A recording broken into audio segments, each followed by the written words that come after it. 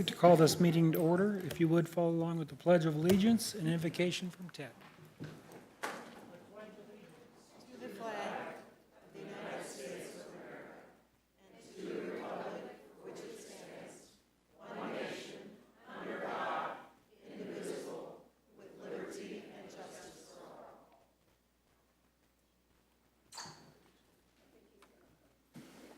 Sorry.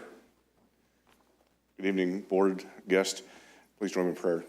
Our most gracious Heavenly Father, thank you for another beautiful day in the Ozarks. And tonight we invite you into the chambers as we look at this agenda and do the business of the city of Branson for the betterment of our community, our visitors, our businesses, and all that live and love to play here.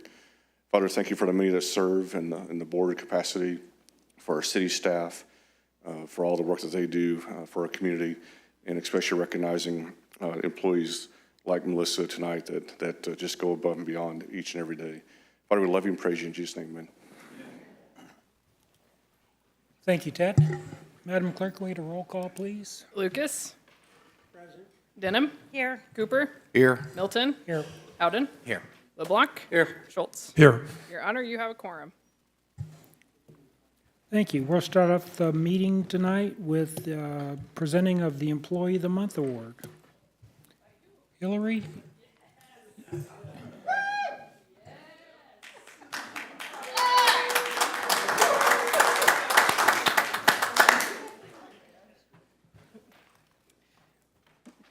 I know what you're all thinking. This is 2 in a row for That's what we were thinking. Yes, for the city clerk's office. So I've been saying our staff is exceptional, and I'm very excited to be presenting this award to Melissa Laws. Come on down.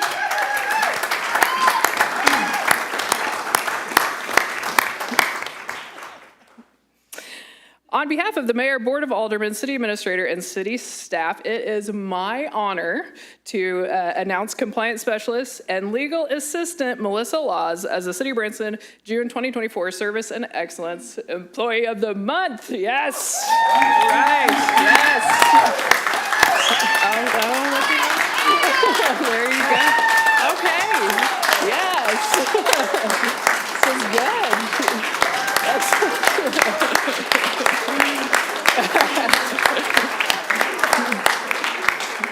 They don't even know why.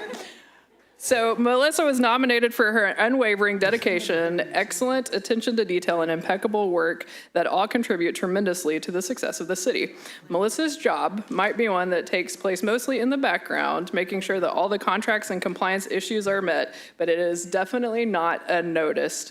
Melissa always explains the reasoning behind the information that's needed for compliance. She makes herself readily available and is extremely helpful with each interaction. Melissa goes above and beyond to assist other departments in getting their contracts done by the deadline dates and within the strict guidelines that are required.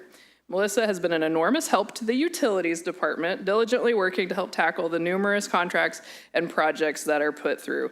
Melissa is a reliable employee that can always count on. Her dependability and knowledge make her irreplaceable in her job, and she is an outstanding example of the values held high by the City of Branson. Congratulations, Melissa, and keep up the good work. Yes.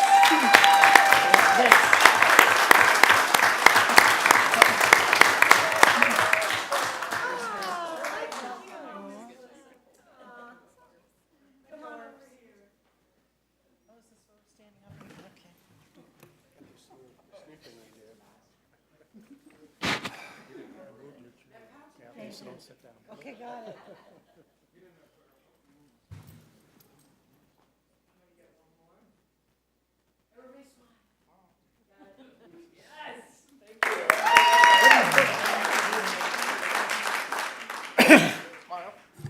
Congratulations, that's exciting.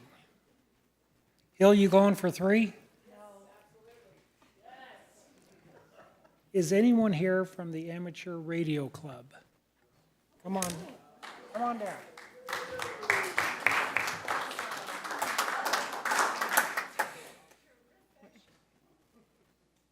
Believe it or not. You're in the club? Well, that's right, you are.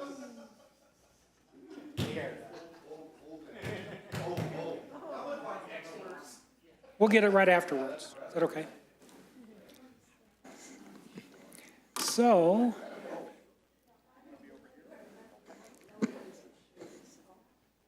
So this proclamation is for the Amateur Radio Club. I'm trusting that this will be our form of communication when all of our communications go down. Is that correct? That is correct. So, proclamation reads, whereas the Tri-Lakes Amateur Radio Club has served the Branson area for 75 years by providing the public a non-commercial communication service, particularly with respect to providing emergency communications. And whereas the city of Branson has over 100 amateur radio licensees who have passed the necessary federal test to qualify them as amateur radio operators. Furthermore, those serving continue to practice the advancement of radio art, enhancing amateur service to our region while providing a framework for advanced skills and communication methods within the field. And whereas the amateur radio operators enhance international goodwill while carrying out these roles voluntarily. And whereas the Tri-Lakes Amateur Radio Club will participate in the 2024 American Radio Relay League Field Day by manning a temporary station across the street from Cox Hospital in Branson on June 22nd, inviting the public to visit and learn more of their craft. Now therefore be it resolved that I, Larry Milton, Mayor of the City of Branson, Missouri, do hereby proclaim the week of June 16th through June 22nd, Amateur Radio Appreciation Week.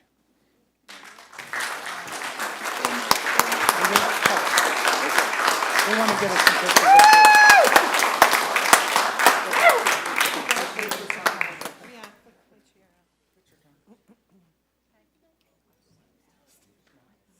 Small birdie.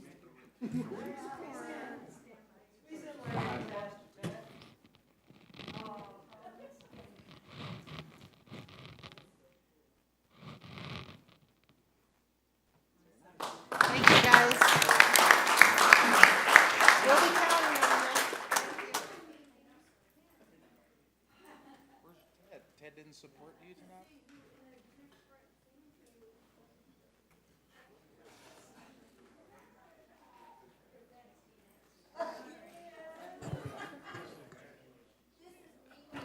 Oh, hi, Mimi.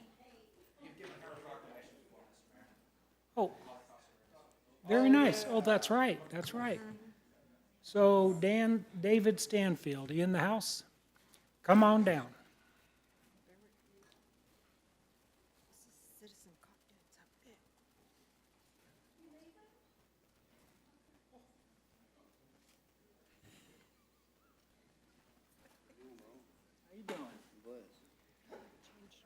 So David is receiving our You've Been Caught award. I'm not sure he was going to show up because all it says is you've been caught. Come to City Hall 6 o'clock Tuesday. David did an act that when I learned about it, his comments were, well, anybody would have done that. And what David shared with me, and I'm going to ask him to share more of the details, but couple weeks ago, we had a car rollover at the intersection going to C of O and the industrial park. And why don't you go ahead and share what happened? In fact, before you do, Chad, we have a video, and unfortunately, I think I didn't get it to him in time for him to turn it landscape.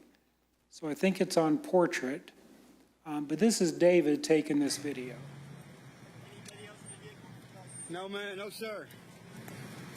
I gotta have something to tell my boss, man. That's why I'm recording it. It's, yep. Yep.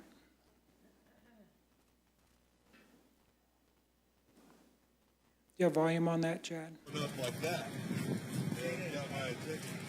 It's crazy.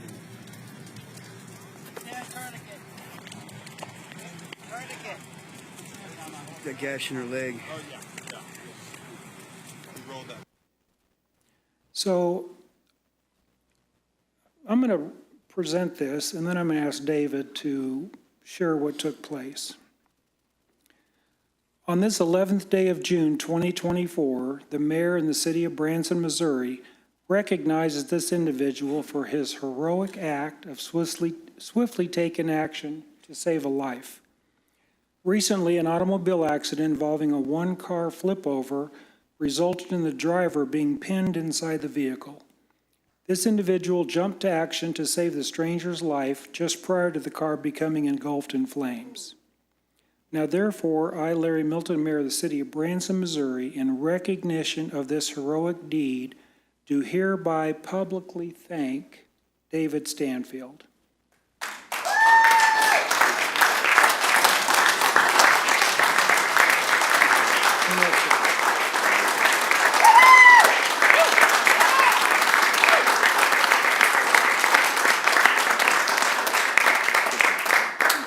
What do you want to know? Basically, the car was on fire whenever I got there, but I was actually test driving your car. Yeah, you know that. Well, we fixed the mayor's car, and I was taking my boss, Miss Dee Dee. She told me to test drive it at this certain time. I didn't really have time to do it, but I did it anyway, and I just happened to be at the right place at the right time. And I give God the glory for real, man, because He put me there. So, but the car flipped over. It was on fire. Long story short, I kicked the window in, drugged the old lady out of the car, man, and that's basically all it was. I mean, there's a lot more to it. The video don't show a whole lot, but I would hope anybody would do that. You know what I'm saying? But I give God the glory for real. It had nothing to do with me.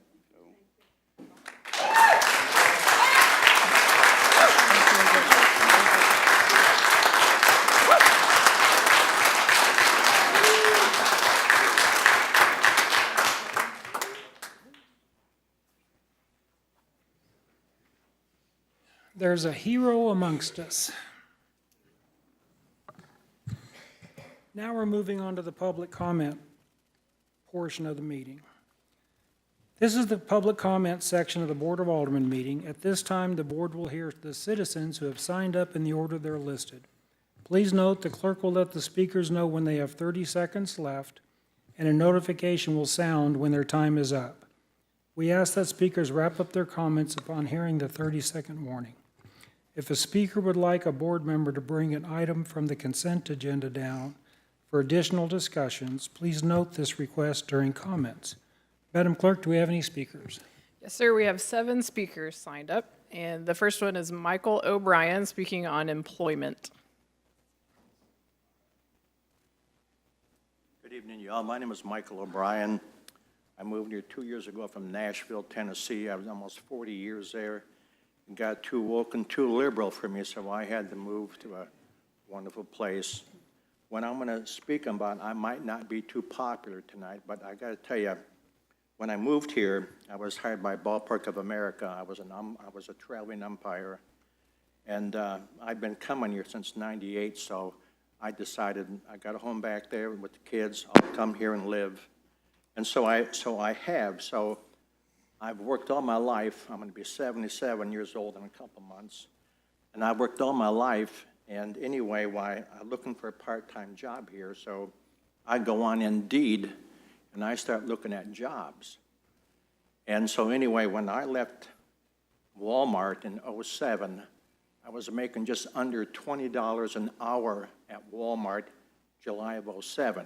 I come here, and these jobs that y'all have here in the city for $12 to $15 an hour, and granted, that's all what some people are worth, but there's a lot of people that are worth a lot more than $12 to $15 an hour. And I had a whole thing here that I was going to talk about, but it's a situation that I hope that the city and the people who have these companies here, you're not colluding just because these are high school workers, part-time workers. You've got a people of 11 million people who come through here, so they're just part-time jobs and everything. So therefore, you feel that you don't have to pay the people what they're worth. And go on Indeed and look at these jobs, and some of them, for what they're paying, you might as well be a manager for them and not get the pay. And it's just this, and it's just a situation that I just feel that these companies should be paying a lot more money because you have some people that are very valuable and who should get more wages, and there's other people who really aren't worth it, but you got to pay it. But I will say one thing, the city of Branson, being here that I have for the 2 years and see how you have 11 million people who come through here, what your city employees do for the people here is unreal. And I don't know what you pay them.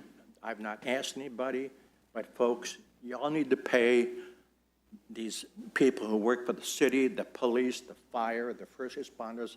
I'm telling you, what they go through, and 11 million people here come through, y'all need to pay these people more money, okay? So I have more to say, but I'm not going to say because, Mr. Cooper, I want to speak to you if I might. Oh, boy. Oh, yeah. And anyway, I'm going to blow smoke up your nose, okay? All right. Looking for a part-time job. Ron and Tyler, they had hired me. When I first moved here, I met you, I spoke to you for about 2 minutes. And then this time here, I spoke to you for maybe a minute, wanting to know where you went to church because I was looking for a church. So then, therefore, I worked for y'all for 2 weeks and I had to quit. I went to Ireland for 10 days. I come back, had to go back to Nashville for a major surgery. But I'm going to tell you something. I was there for 2 weeks, and you know when you work for somebody, at first you keep your mouth shut and your ears opened. And I watched and I listened to the people that work for this man and his wife, Mrs. Cooper. And I'm going to tell you what, you will not find two more honest people, fair people. I've never heard, and it was like 80 people in that meeting. And those 2 weeks that I was there, Mr. Cooper, I never heard one person say anything bad about you or Mrs. Cooper. And so whether you're a Republican or a Democrat or what the hell ever, I'm telling you, Mr. Cooper and his wife are the real deal.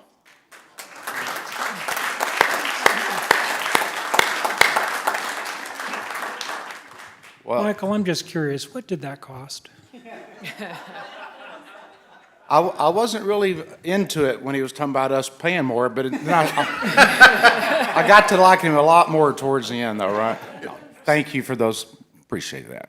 Mr. Mayor, I just want to add a little bit to, and you know, Clay was really good friends with my dad, but I got to tell you, and I don't know that many people know this, but I was in Louisiana whenever the COVID lockdown thing happened, and Clay called me, and I got to tell you, to piggyback on what this gentleman said, his main concern was the 80-plus people that worked for him, more so than it was what him and Tina and the kids were going to do. He, and you're 100% correct. You see that over 2 years. I've known Clay for 12 plus, probably 15 years, and you're 100% correct. He is who you see. He is who he is behind the scenes, and he's a real dude. And you're right. He is more concerned about his employees than he is, and that's why his company is so successful.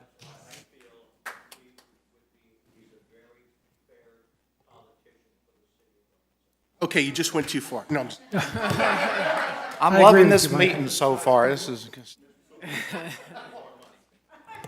Thank you very much, Michael. Madam Clerk? Our next speaker is Richie Zate, speaking on community concerns. You guys miss me? Oh, don't say no. Please don't say that. I love y'all. I pray for you every single day with my prayer group. I want to let you know that. You know, that's the real power, not the power up here. And then when we go to heaven, we're going to be judging cities. So get your practice here. But we all came out of the same trenches together. We all came out of that mess with these people trying to take away businesses and hurt people, okay? My concerns are still real. There's still people dying. There's still people dying of experimental drugs. We still have aerosols in our air, which I got up this morning and took a look at. And they come down on you, there's no water in them because they're not fog. They're aluminum. And it interrupts the synapses in your body. And then also we have other issues that are pertaining to protecting the public. And it's very, very important that we protect the public and the people. I've lost a lot of friends. I've had an amazing number of people that were close to me. And of course, you know Doc Olson, and he's not doing real well, but he's still fighting, okay? And these are the guys that I respect. We have a wonderful community here, and I didn't come here to hack at you. I came out here to compliment you for what you're doing. I think you're doing some great things. I'm real proud of what the city's doing, getting rid of fluorides and working on other things. We could actually have a recycling plant for our sewage. We could do a lot of things here. We got to look at the future. Always look at the future. You know, we have today, and then we have tomorrow. Don't worry about what's going to happen tomorrow. Just deal with what you got today. And if you do that, you get a lot done. But if we all sit around and hack at each other, you're my colleagues, okay? I was with you, remember? I don't know if you remember that. And like I said, every one of us is important. And the people out here, they're concerned about their lives, their babies, their children. We have an anti-hack law in this state. We're on a silver-based. And I think what's going on in the state of Missouri is absolutely incredible. And I think we should be very, very thankful for the people that are making stands on these issues. And I believe that you can go forward and do great things. And I will continue to intercede for you every single day. Thank you, Richie. Madam Clerk? Our next speaker is Deanna Slatton, speaking on public safety.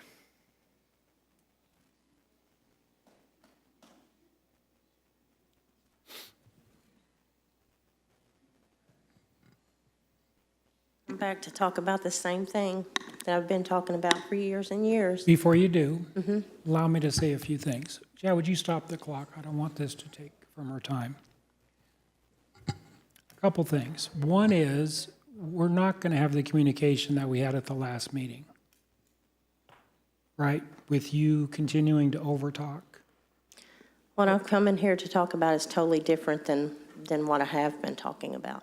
Oh, I thought you said you were going to talk about the same thing. I'm sorry. Well, it's related to the same things, but it's different stuff. Does it have to do with the city of Branson? Yes. Does it have to do with anything this board has authority over? Yes. Okay. All ears. All right. So what I come here to do is talk to you about the Chapter 34 and to tell you that there are injections out in the public. It's not just COVID injections, it's injections with graphene oxide in most of the injections that are out there. What can this Board of Aldermen do with the injections that are out there? You can do the Chapter 34, like we've talked about. They can do that, and then our, the fireman, and the one that's over this, Ted, I think, over the emergency management position, he can actually come in and he can do some investigations. We can go and get some of these shots and stuff and just have them checked. Because I'm telling you right now, this is coming out mainstream now. This graphene oxide that causes thrombosis and blood clots in people, it's coming out mainstream. It's starting to hit mainstream now. And Branson needs to be on top of this. We need to be a smart city for health, not smart city for the elites. We need to be the smart city for health and taking care of our people out there, because that's the main thing that we need to have done, is these people need to be protected. This stuff is, they're putting it in our food, they're putting it in our water, they're putting it in everything. Deanna, what can this Board of Aldermen do? Chapter 34. You can do that. Okay, time out. Let's agree that we don't agree. But here's the problem with that. That becomes a discriminative, a viewpoint discrimination. When you say that this is my viewpoint and this is your viewpoint, that's a discrimination, because we have a lot of people that are behind us that have all the information, Deanna, to bring to the public. Our city attorney has looked at this. The city attorney hasn't looked at everything. Okay. She's looked at some bits and pieces, but here's the problem. We don't know what there is out there unless we look at it, unless we go in and we go to the pharmacies. What about the blood banks? If this stuff is being injected into people and they're giving blood to people, then that transfers. That could be something on a whole nother scale. of danger to the Deanna, city and the Deanna. people. Deanna, I understand about Chapter 34. I understand you have sent our attorney a lot of information. Let me finish. You don't need to keep jumping in there. Our attorney advises this board. We, as a board, can do nothing about what you're talking about. Have you fact- contacted anyone to see that, if In fact, there what I'm is gonna that ask- possibility? No, Have I you? haven't. Well, we need to do that. Deanna, here's what I'm going to ask. In fact, I'm going to ask the board for their support. This board is really good about being prudent with our taxpayer dollars. You have sent our attorney a lot of stuff. Our attorney advises this board. It sounds like you have a legal opinion of Chapter 34, Yes. but you're not an attorney. No. So I'm going to ask my board if they would support me in asking our legal department to not spend our taxpayers' dollars responding to your stuff. If you have an attorney that sends something to our attorney will look at it. I want to speak. Hold on a second. I want to Board, speak on I want to see if something. my board is in agreement. Do you agree with that, board? Let me say something right quick. Excuse me just a minute. You agree with what I just said? Yes, I agree. Ruth, you okay? No? Okay. Anybody else agree with that or no? Yep, because I'm going to do what the board wants. Mr. Mayor, the fact of the matter is, any meeting that she wants or anything that she wants this board to do, 2 aldermen it takes to put on the agenda. I'm not going to be one of those aldermen, and I'll vote no on it. So, I mean, if that's what we want to say here and now, just say, I don't I want to know. move forward. then Yeah, I just know that meeting after meeting after meeting. Deanna, you think this board can do all this stuff, and this board cannot do that stuff. I'm asking you. Can you imagine this board going to the blood bank and asking the blood bank to sample their blood? But you always, you keep saying that the federal can do it, the state can do it. I can't get a hold of anybody from the federal or state, but you can. That's another point. That's another point. We are not your representatives. Go to your Taney County You are commissioners. my representatives. I live in Branson. You use me as Deanna? part of your grant money. So yes, I am part Deanna? of Branson. Okay, Yes. that's something else we don't agree on. Your address is not within the city limits of Branson. We've talked about this a dozen times. I have a Branson address. You don't live in the city of Branson. Please don't argue with me. You do not live in the city limits of Branson. So Your you're saying that representatives- anybody that wants to speak in this country, let's say if somebody comes outside of Branson that has a property here, they can't speak on what they deem appropriate, even if it's in a Branson. If it has to do with Address. Branson or something this board can do, anybody can speak. What I'm Okay. sharing with you is your representatives are in Taney County. And if Taney County doesn't talk to you, that's not on us. We're not your representatives. Okay, well, if you say that, it's not going to do well for you later on, because these people have a right to know what's out there. Okay, then you need to find another medium of how to share your information with the community, but you're not going to use this Why venue to can't we do have that. one here? Because look, y'all did the trans deal. Y'all advertise, hey, come on, y'all. Those are And- things that this board had some authority But over. this is a public safety issue. Deanna, is there any other topic that this board can address? Chapter 34. Thank you. Madam Clerk? Next speaker is Beth Schultz, speaking on a past due thank you.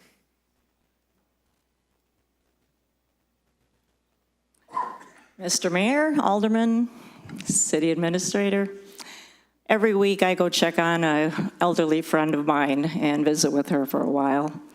And 2 to 3 months ago, I was there and I parked on the street rather than in her driveway. When I stepped out of my car, I nearly stepped into a large hole.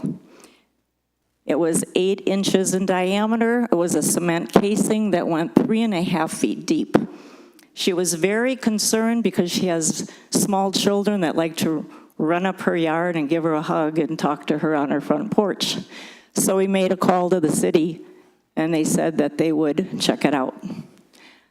About 4 days later, I drove by to see a white cap where that hole had been. So I went in to talk to her. She was so ecstatic. She said city utilities came out that very same day and fixed the problem. Wow. So from her and me, and a little past due, thank you. Beth, thank you so much.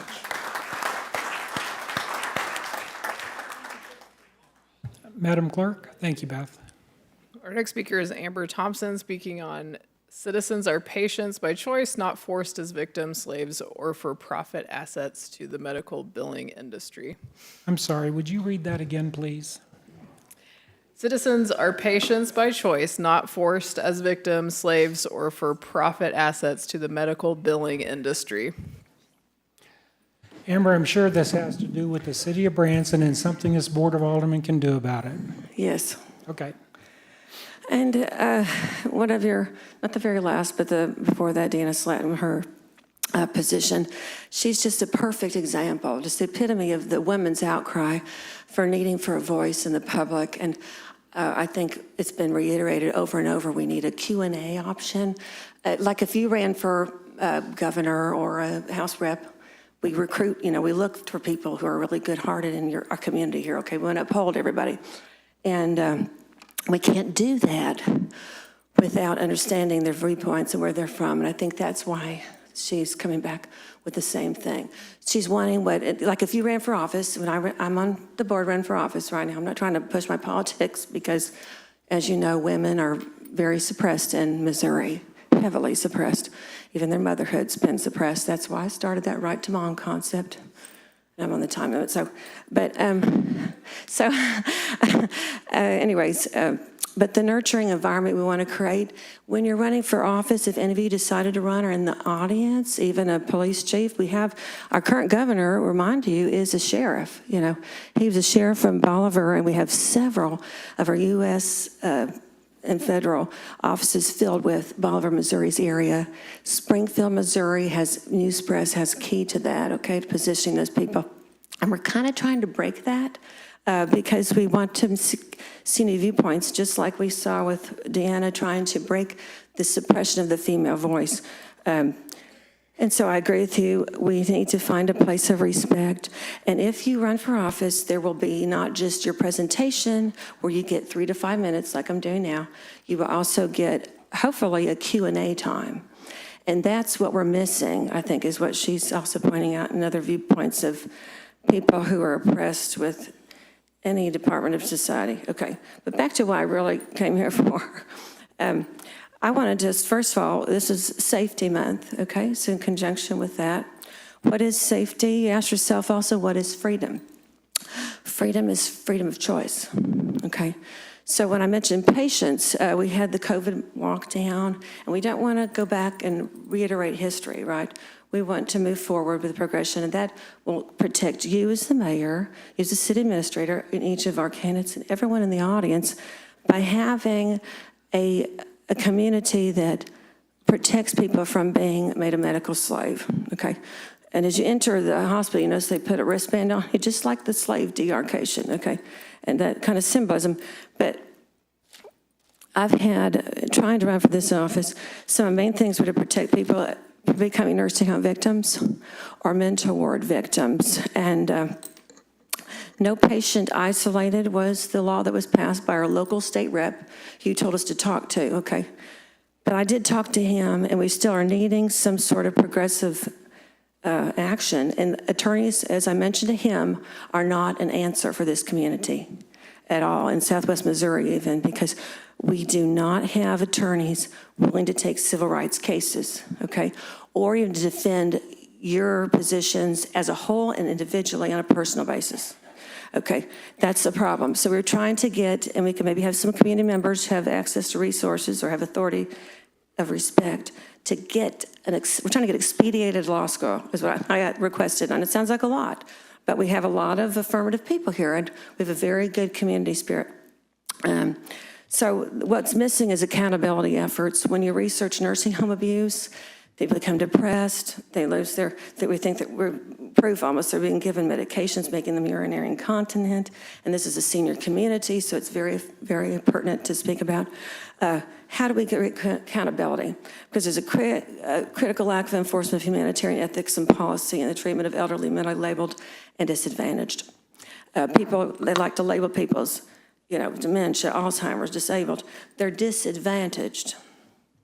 Most people speak WNL with the normal limits. I have 41 seconds, so I'm speaking faster. I would also like to press for the police to be able to wear shorts. We're trying to create safety. They're a hostile environment that's coming up. I'm for police reform, for a Zoom camera in the car so that we can speak between the policemen, decrease time of detainment on a timer like I am when I work in the medical field. And the reason I'm running also for governess is because I have more medical experience than anyone on board right now. I'm the only female, and the Republican Women's Association deserves to be shamed in the Greene County area, as well as the other ones, because they have not allowed one woman to speak. Okay, and one of our citizens here just left crying because we're not allowed and given an opportunity to speak, and that needs to be mandatory. Thank you. Thank you, Amber. Sorry about that. Madam Clerk. Our next speaker is Gary Groman, speaking on full and partial transparency, and the question is.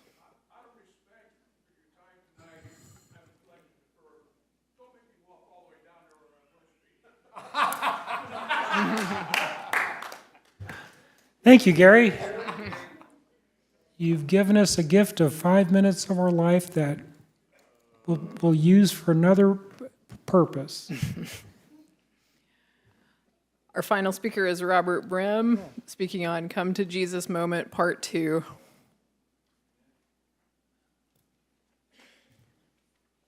Good to see y'all again. Last time I was like one sentence short of being done on time, so I wanted to be on done on time, so I redid it this week a little bit. So last time, I'll start where I left off, and then I'll start again. Last time I left off on 17 First Amendment violations that I have experienced. So it only takes one. And that is city business, so if anybody could just take a look at that, I'd appreciate it. And we've talked about it, so whoever's in charge of that, please do your job. I don't want to have to do it, okay? Going back to zip codes and wards.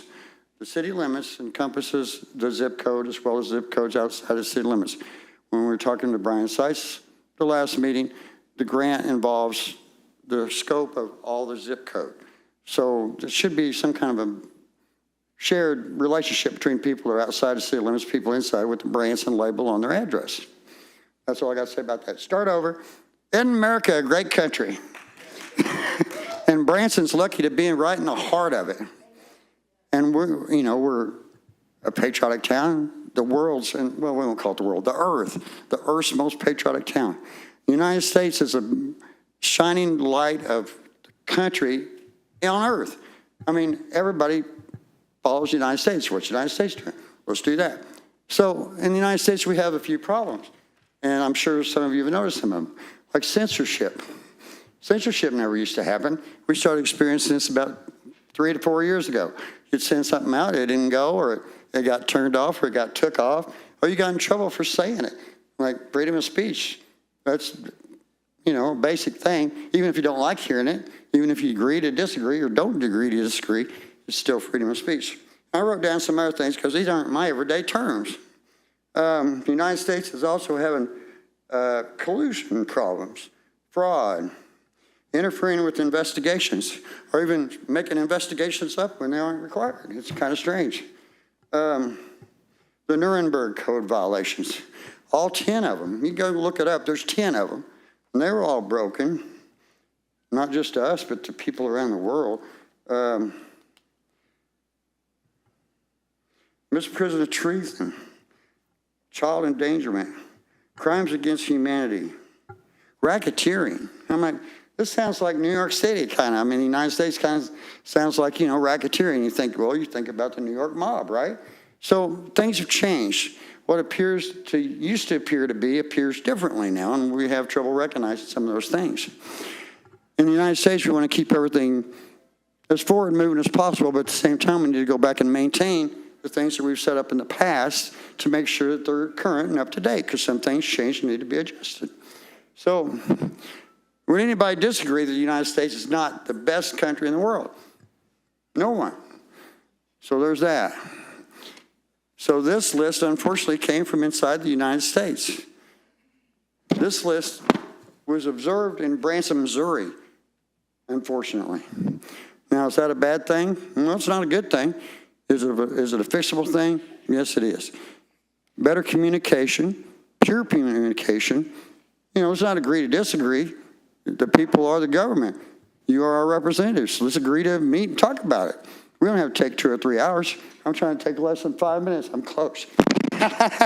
So is there anything in the city that you, the board, can do to help with the letter of intent that was filed to you back in February twice of last year and once in January this year, refile on it?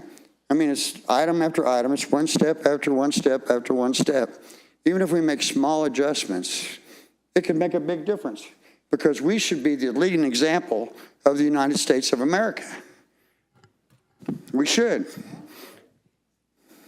And we should also be the safest city on earth to come and visit. I think that would be a great goal. I don't want to be like everybody else USA.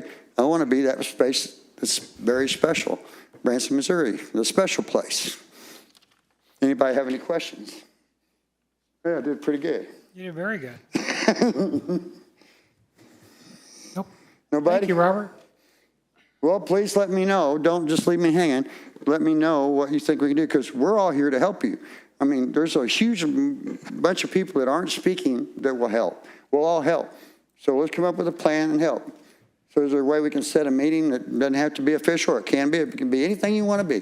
But we need to have a little bitty meeting for one time and lay some stuff out and create a sheet. So we'll have a worksheet to look at, to see what we might need to do to lead the country back to the United States of America. Thank you, very Robert. much, y'all.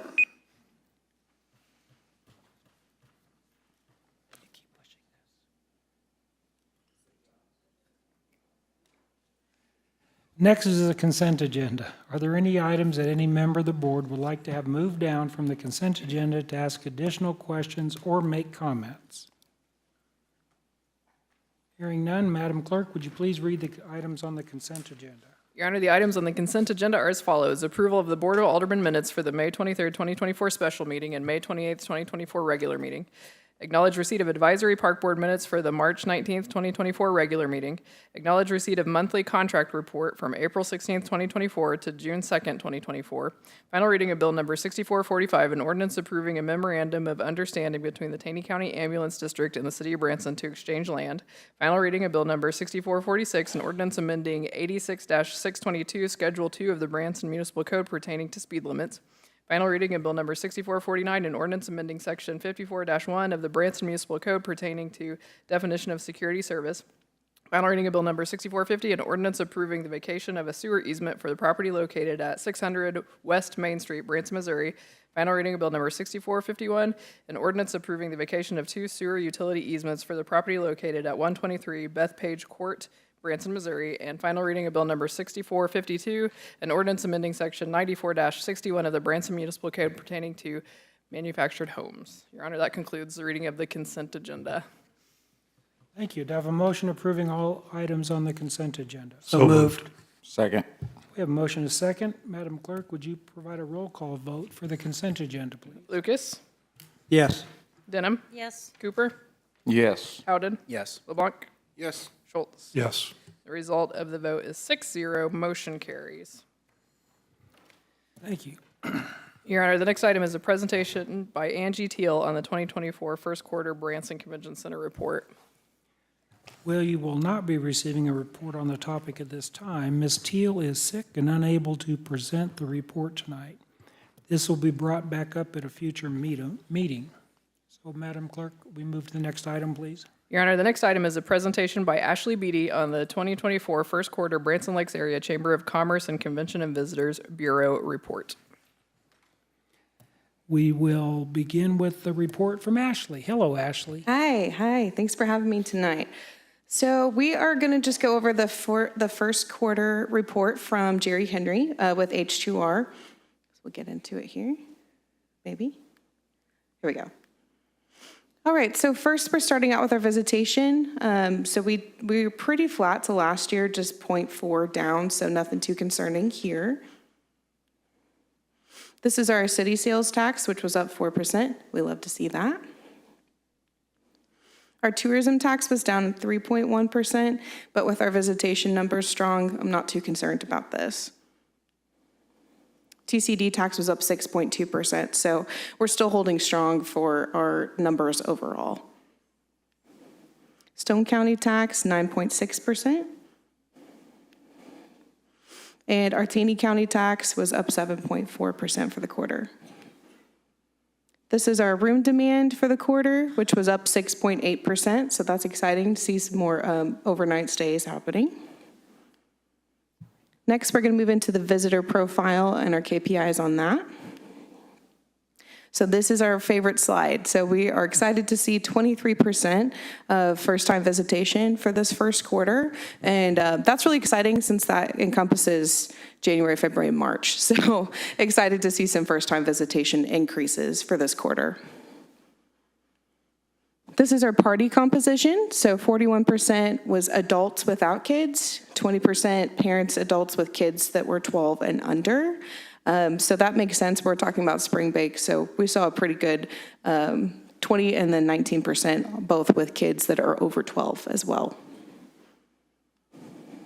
Party spending, this is pretty standard for what we saw from last quarter report. So just over $1,000 per party, which is great. This is our party composition, just broke down with some more specifics. And our average household income for this quarter was $83,000, just over $83,000. So this is our overnight visitation. So as we're looking at the room demand being up a little bit, you're seeing that the majority of trips happening in the first quarter were overnight visits. So that makes sense. And the average stay was around 3.8 nights. So that's great too. This slide's a little hard probably to see up here, but this is showing the percentage of visitors that participated in an activity versus what influenced their visit. So the number one thing that people participated in while they were here was shopping, 57%. But the number one driver for visitation was still Salvador City, coming in at 31%, followed by our live shows at 25%. This is pretty standard. We see this vary just a little bit from season to season in our quarter reports, but this makes sense for this time of year for sure. This is some drilled down information about the live shows that are seen in Branson. So they saw over 2 live shows for the first quarter, which is great. The 68% of those happening within one of our theaters, 48% of those being dinner shows. That's still holding really strong, the dinner show portion as well. And then last, we're going to take a look at the U.S. economic KPIs as well. So this is the unemployment rate for the U.S., and it's up 8.6%. So that's something to keep an eye on just as we're talking about. Now, a reminder, this is first quarter, so this is January, February, March. So we might see some fluctuations here as we look at the next quarters. Gas prices were down 5.3%, which is great for us being a drive market. The Dow Jones was up 16.9%. This is the Consumer Confidence Index, and it's up 1.8%. So this just indicates that consumers are feeling more confident about traveling right now, which is great. And that's everything. Any questions? No. Okay, thank you very much, guys. Hey, Ashley, could we go to the slide where you break down, I love how you did that, the shows they saw at the theme parks, that slide real quick? I think so. Hold on one second. Yeah, that right there. Yeah. So I'd be interested to see going forward if we could make a specific line for basically Thunder Ridge. So I don't know how you would make that out, but I mean, I'm sure we're going to see a huge percentage of people coming for the Garth Brooks concerts and the Rolling Stones. That's probably going to fall in the celebrity show or concert, but that says in Branson Theater. Actually, it might be the outdoor. I'll check with Jerry Henry and see if there's a specific metric they can measure for that, especially given all of the big names they announced this year. So this is that's a great point. We could definitely look into that. Yeah, no problem. Anybody else? Thank you, Ashley, right, very thank much. you. Thank you.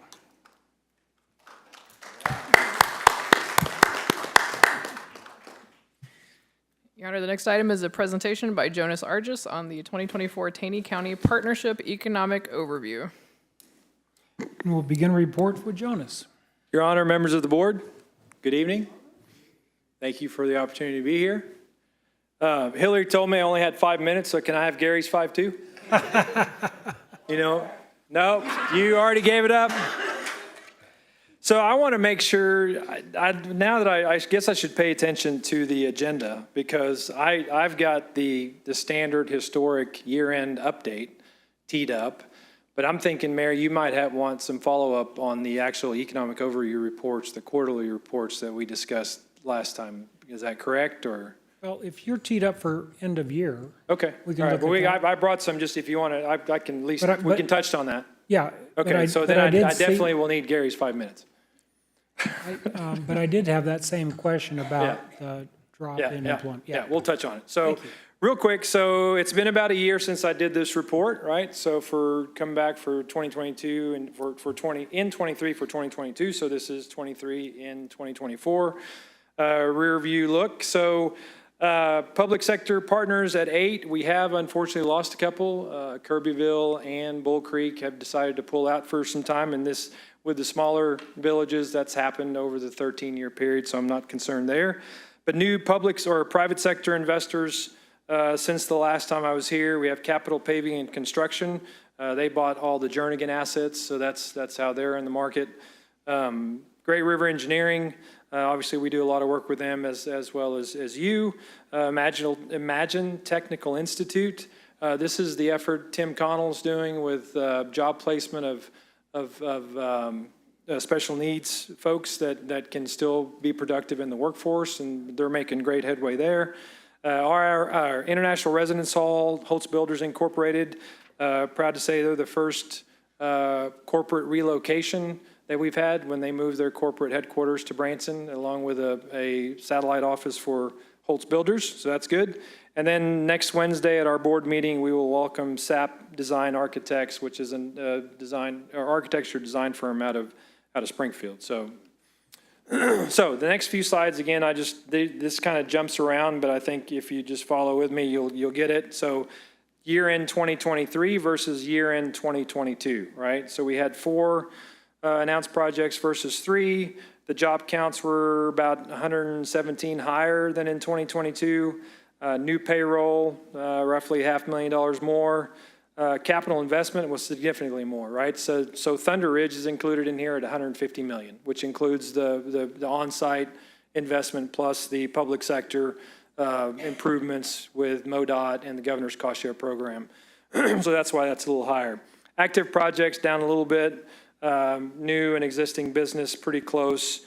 But what we're seeing here is project activity starting to slow, and that has continued into this year, right? That's more, in my opinion, more of a macroeconomic, national, global phenomenon, nothing that we should be concerned about as a market and our appeal for investment. I think that's for now, anyway.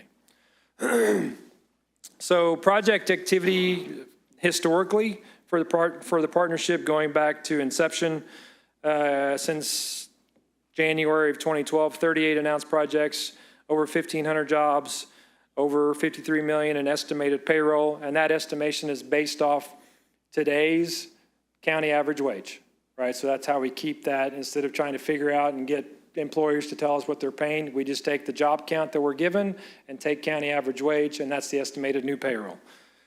Capital investment announced, we got over the billion mark, right? Under construction, 650, and completed just shy of 400 million. So that the under construction number stays a little high because the water park in Hollister is still on there. And when that was announced, it was a $260 million project, and now it's about 440 or 440. So that's why that number. And also, let me go back. On last year's year-end 23, 2 of the 4 projects were in the Branson city limits. Historically, of the 38, 23 of the 38 have been inside Branson city limits. So the lion's share of those, or 2/3. 2/3 I guess can't classify as lion's share. Currently in the project. So we've looked at year-to-date, year-end versus previous year. We've looked at the 12, 13-year history. Now we're looking at what's in the pipeline today. And there's some overlap here. So, but these are the projects that we are currently working on. Jobs over 1,000, payroll over just shy of 40 million, new investment. Those under construction numbers are included in this number. So that's why, again, that's a very high number. So this is everything. Just shy, square footage, over 1,000, acreage over 1,300. Housing units, this is something we added a couple years ago, right? So housing units, both single-family dwellings and multifamily units when we count housing dwellings or housing units at 327.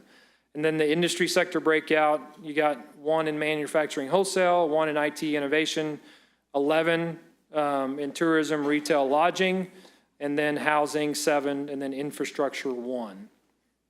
And of the ones currently on the books, of the 21, 15 are in the Branson city limits.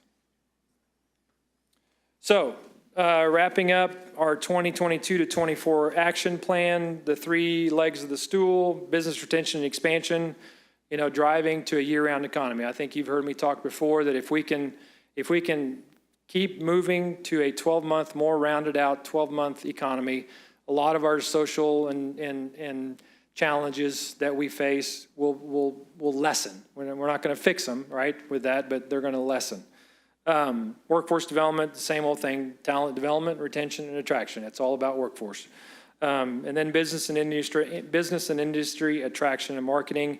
And this is where we pivoted a few years back, look at asset-based development and focusing more on tourism and how can we get to that. Since it is the driving force of the economy, how do we get that machine to be a 12-month machine? So the 2025 to 27 plan, that will start in September. We'll have a half-day planning session. The board will do regular business on the regular board date, and then we'll do the planning session for through lunch, working lunch, and then staff will present that to them back to the board in November to approve the next 3-year plan.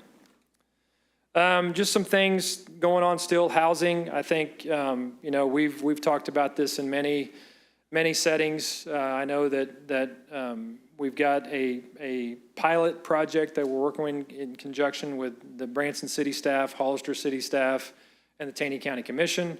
I actually sent an email today with some tidbits from a housing conference in Dallas that we learned, some things that Austin, Texas is doing to help cut down on red tape and adjust code and ordinances to look at setback lines and all the things that end up being concerns for developers and doing that. So again, and I'll just share a little tidbit coming back from the U.S. Housing Conference. A lot of public sector entities are trying to do things, and then we've all looked at them, right? What are we doing with our public land, right? Some have even gone beyond just municipality-owned public land and gotten with, the forestry department, the, county land, and figure out, is there good property that the public sector is not using that could be used for attainable housing, right? So that was a common theme.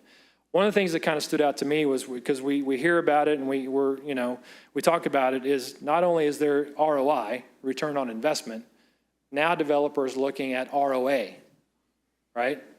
Return on aggravation, right? Because the big guys, the big corporate developers that do nationwide housing, the reason why they're disincentivized to build more inventory because they can build half what they used to build and make the same amount of money just because of market conditions, right? So we got to be cognizant of the fact that the housing developers that are willing to do housing, we don't make it as difficult as we can because they're going to go to where, just like capital follows the least path of resistance, right? They're now talking about if it's difficult to do a deal there, let's go somewhere else where it's not difficult to do a deal. So that phrase, return on aggravation, kind of jumped out at me. So something to be mindful of. Highest and best use, that's not new. This is more reflective of the 76 project, the revitalization project. Again, that needs to be tax revenue generating, sales tax revenue generating entities that end up on that corridor, on the entertainment corridor, 76, whatever you want to call it, the strip. Hopefully nobody heard me say that. But so that's the same thing. But even at other places in the community of what best fits here, right? Let's make sure we entertain and put the things that best fits there. And then again, we're competing for investment, right? We got to put our best foot forward and win deals. That's same story. Changes very little from last year. A couple of things for events and programs this year. Bridge USA Summer Work Travel. The J1 students are here, right? We are expecting roughly about the same number as we had last year, about 750. The first event for them, the cultural event this year, is a week from Thursday at Fritz's. And then we'll have J-Day and then Exchange Day out at Moonshine Beach in August. Taney County Workforce Summit will come up again. We do it annually. We moved it back to February this year to the more traditional time frame because it wasn't a housing focus. Taney County Career Days was successful again, working with our Taney County school districts and having a day of introducing students to the career paths that are available locally. For those that want to go straight into the workforce, they do not have to move away to be successful. So that we appreciate our partnership with the local school districts, and that's been going on now for, I think this was year 8 that we've been doing that. Cinco de Mayo, this was a new event, so a lot of you know that JT, our manager of workforce programs, he's originally from Brazil, speaks Chinese, Portuguese, Spanish, and English, of course. I think there's one other one. Doesn't he speak another language? I think so, either way. But so we helped with a Cinco de Mayo event at Arrowhead Building Supply last year in Hollister. Well, Mike Tucker ran away to Springfield, and so he took that event with him. So JT decided to hold our own event, and we got partnership with the city and used the Branson Meadows Mall and had a great event. I was not able to attend, but even though it rained, over 350 people came and put on a lot. So that I congratulated him the other day. You've just got your first annual event, so figure out how to do it better next year. So just a couple things, and these are all workforce related, right? At the end of the day, engaging the Hispanic community. So there's all the connecting or access information. You know where to find me. Think if there was anything else, unless you have any questions. Yeah. The 400 Yeah. decreased unemployment. Yeah. So what you're referring to, so quarterly, and hopefully you send this out to the board, right? The economic overview report from Chimura Economics. One of the things I got frustrated with very early on when we started the partnership was the amounts of information and the open source resources provided by the federal government or the state of Missouri or anybody else, and the numbers not matching. It's like you're sharing the same information, but your numbers don't match, right? So long story short, we came across this company, and they take and aggregate all the public open source info that all the bureaus put out. Then they aggregate it. Then they use all algorithms, because some of this stuff is old, right? 3-4 years old. It's not even current information. So they aggregate it, use algorithms to forecast it out and make it as current as they possibly can. And as they get updates, they update it, right? And so what the mayor was concerned about is there's a portion in there about job growth and job shrinkage. So when we ran the first quarter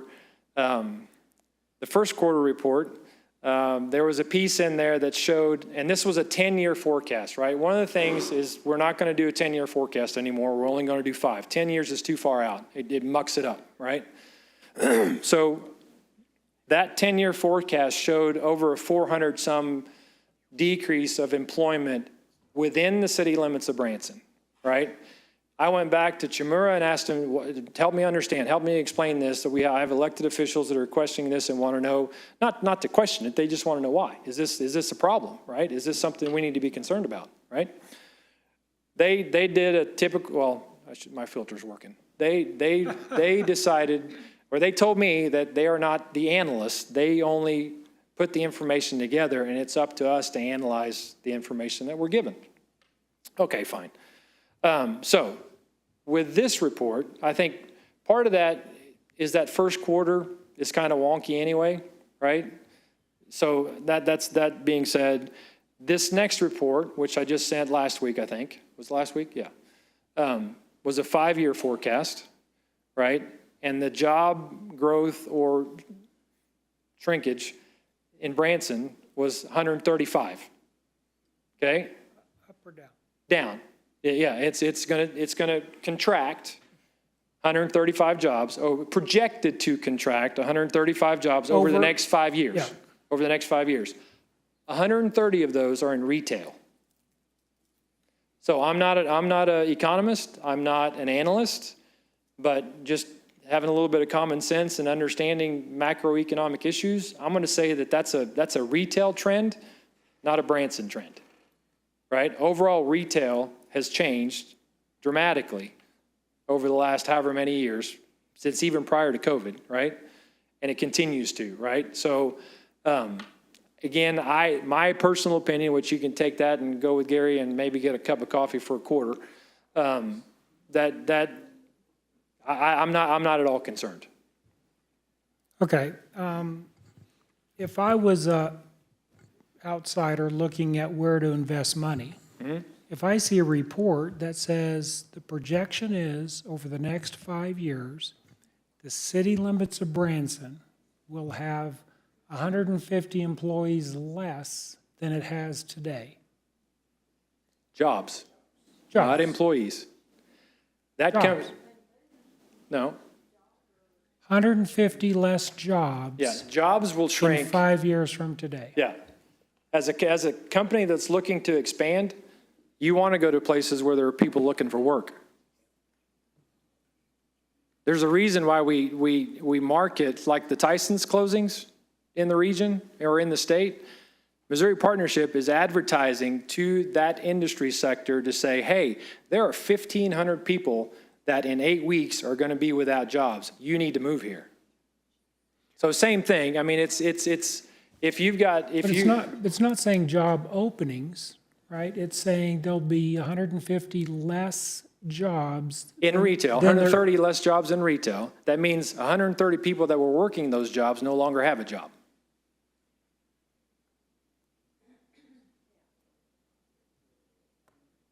That still sounds concerning for a mayor. Yeah, okay.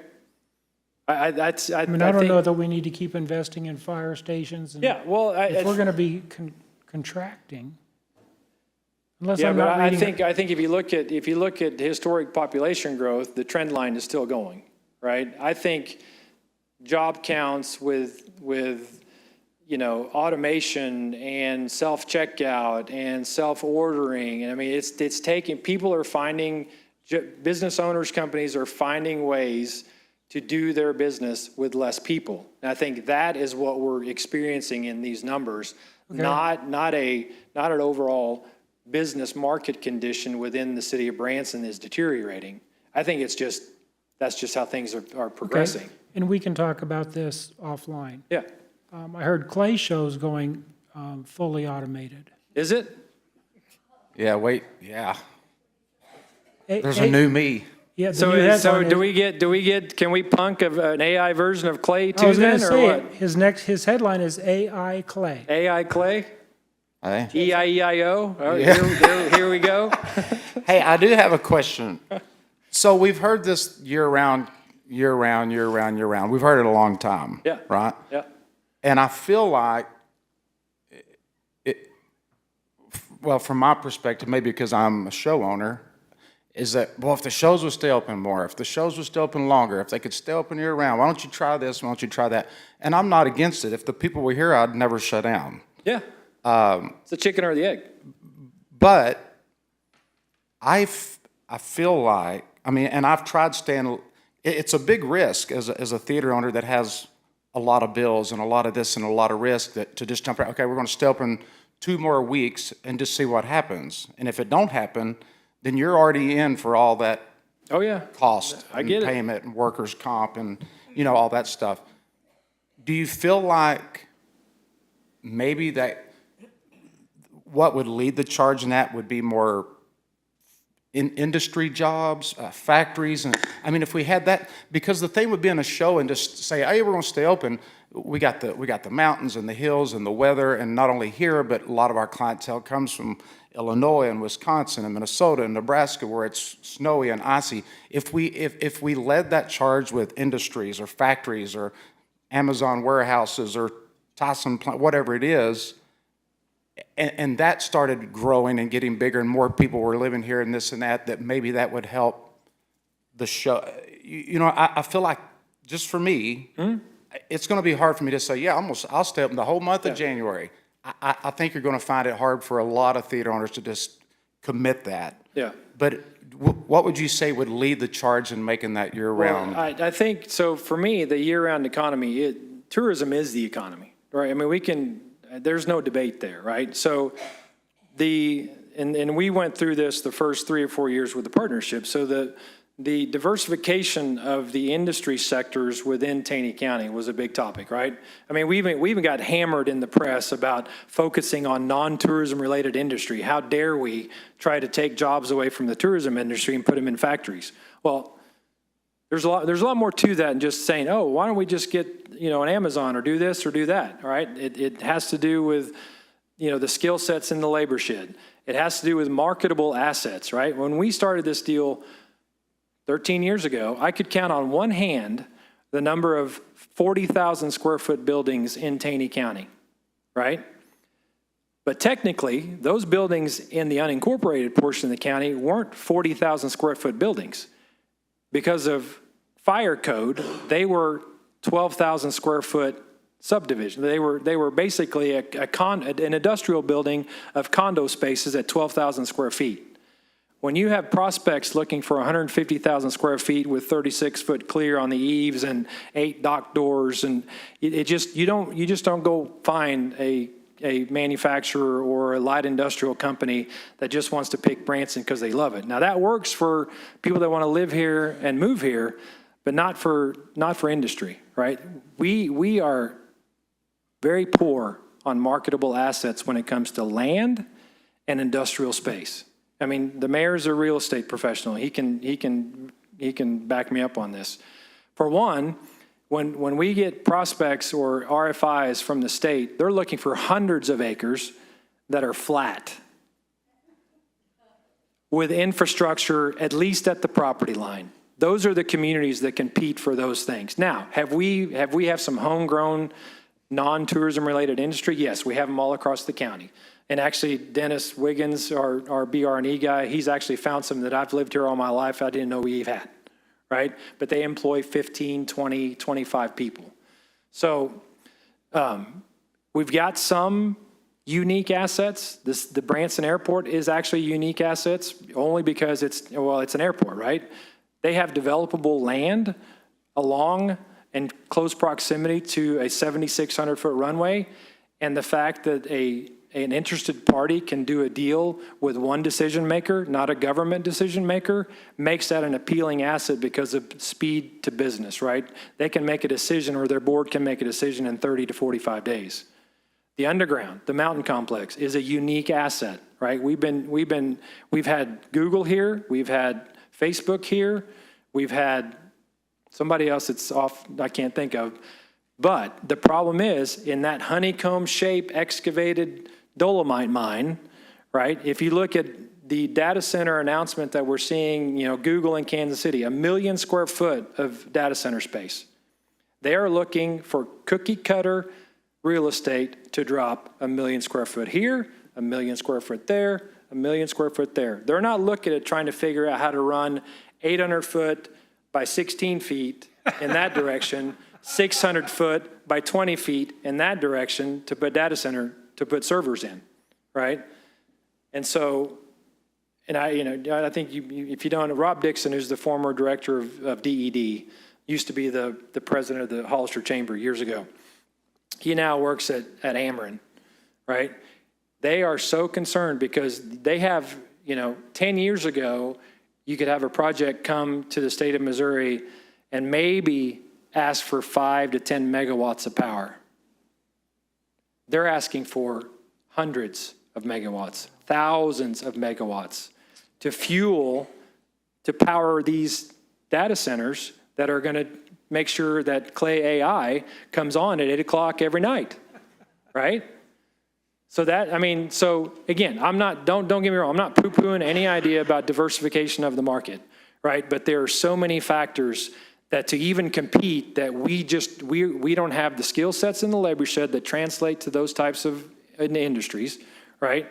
So we don't have buildings, we've got a lot of land, but give me a truckload of dynamite and an open checkbook and we might be able to make it flat.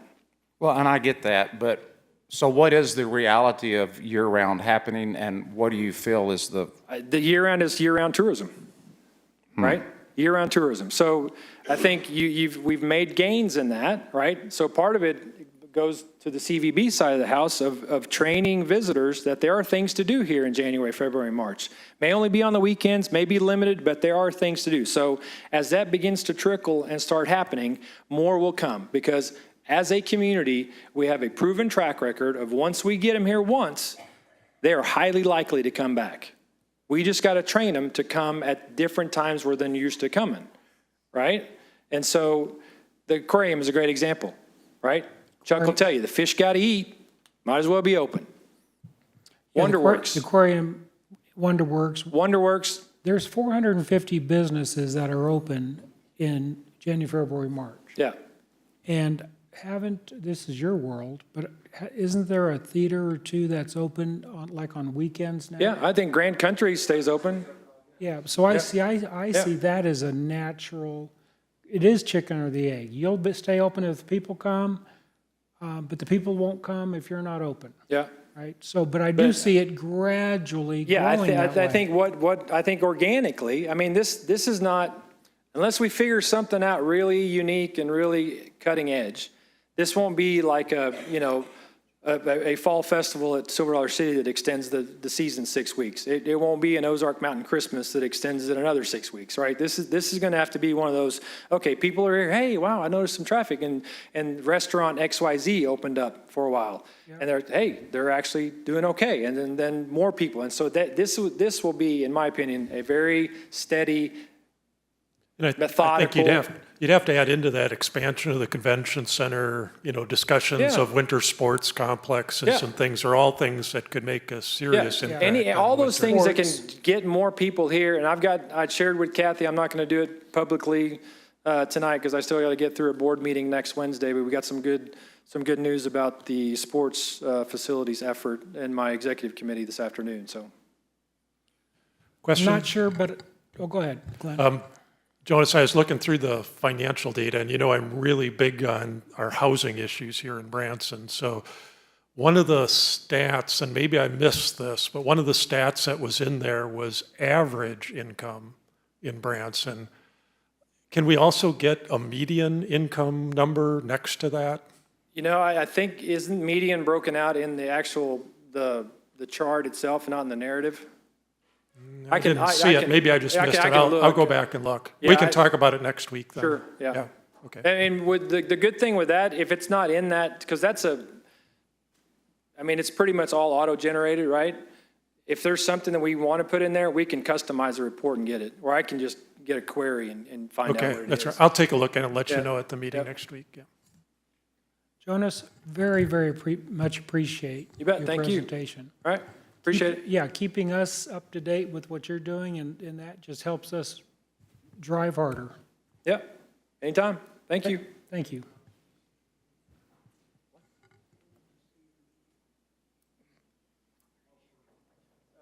Never mind, they're just having a little private conversation of when he's going on vacation.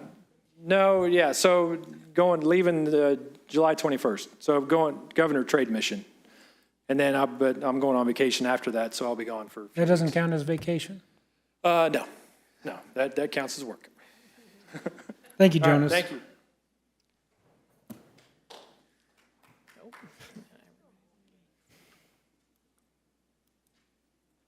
Jonas has an entourage.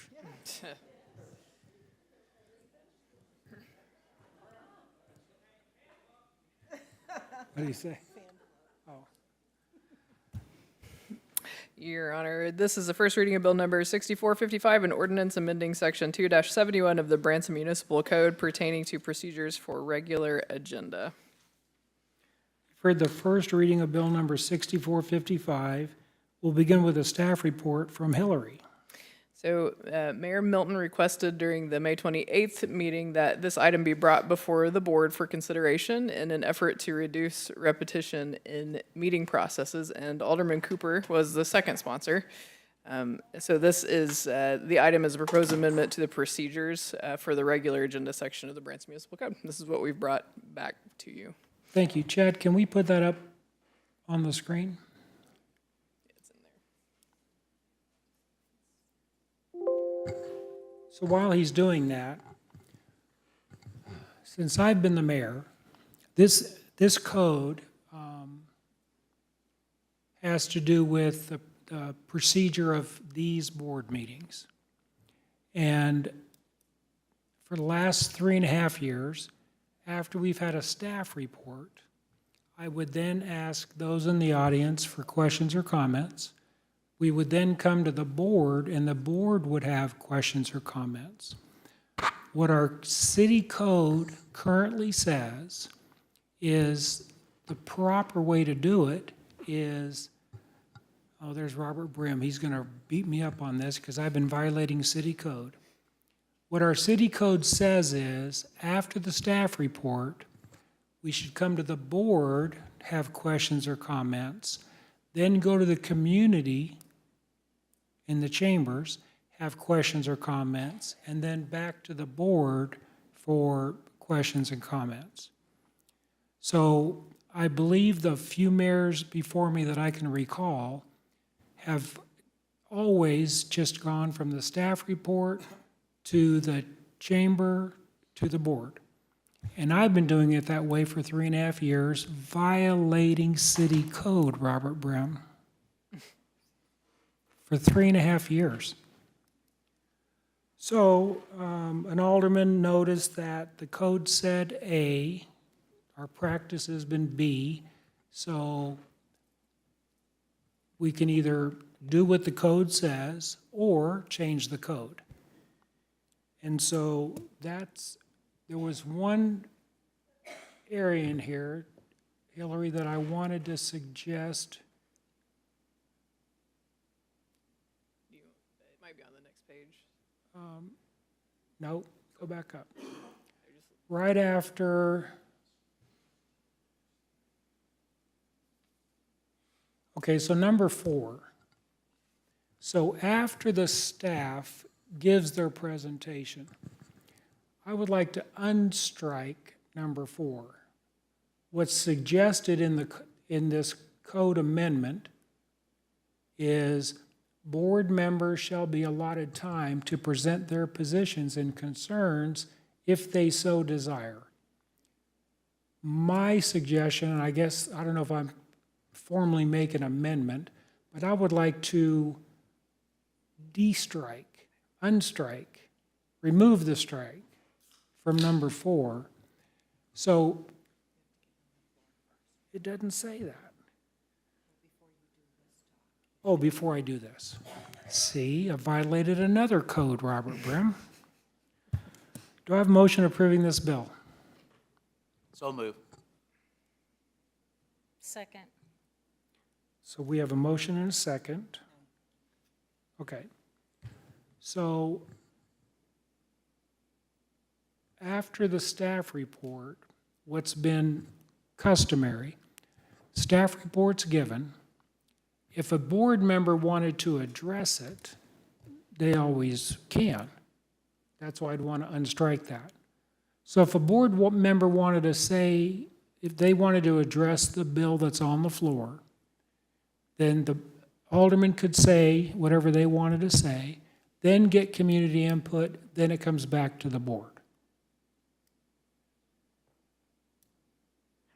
How is that different, Mr. Mayor, than what's already in code? Because what's in code says we go from the staff to the board. Anything to say? If an alderman wanted to say something, they obviously can and should. So what you're suggesting, Mayor, is that we don't have to go to the board, but if somebody wants to, go ahead. That's right. Okay. That's been what we've been practicing for the last 3.5 years. I'm sure you have something to say. I honestly don't understand what we're doing. We have a motion for this on the floor, and the mayor is making amendments to the motion. I'm just not following what's happening here.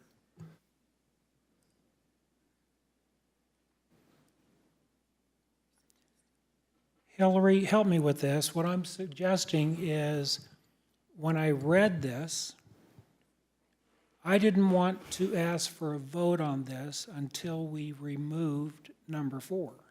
So we have a motion and second on the floor. At this time, there could be amendments made by a motion and second of a board member.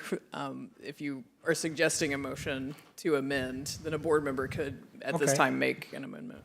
Mr. Mayor, I make the motion that we postpone this item indefinitely. There's a motion. Is there a second?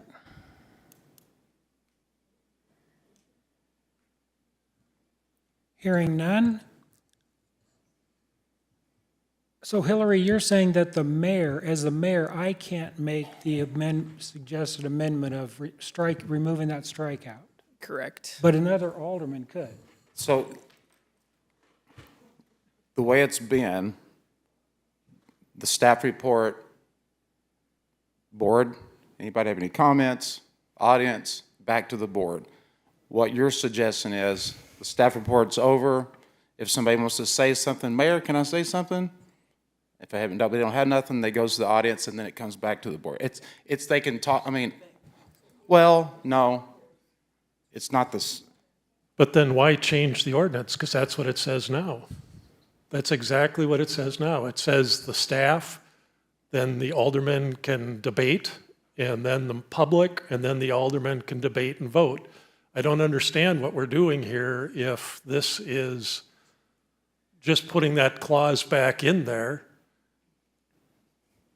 Mr. Mayor, I just don't understand. how I see it, there's also some other changes which really are administrative, and they probably do need to be Yeah, made to this Hillary, do you want to ordinance. cover the other things that are in this? Yes, so scroll up a little bit. So currently, staff is giving a report first, and then, according to this, Mayor, then ask for a motion and second. It is cleaner and more in line with Robert's rules to have the motion and second on the floor first before anybody speaks on it. So that's what the number 2, the strikeout for point 2, and then the new number 2 fixes that. The first point is to be more in line with current practice, because currently I'm introducing the items. However, our city attorney has told me that there is a statute that says the presiding should be the one to introduce. So I would suggest if we're amending to not do number 1 either. Okay. But those are We're the just other trying to changes. clear this up.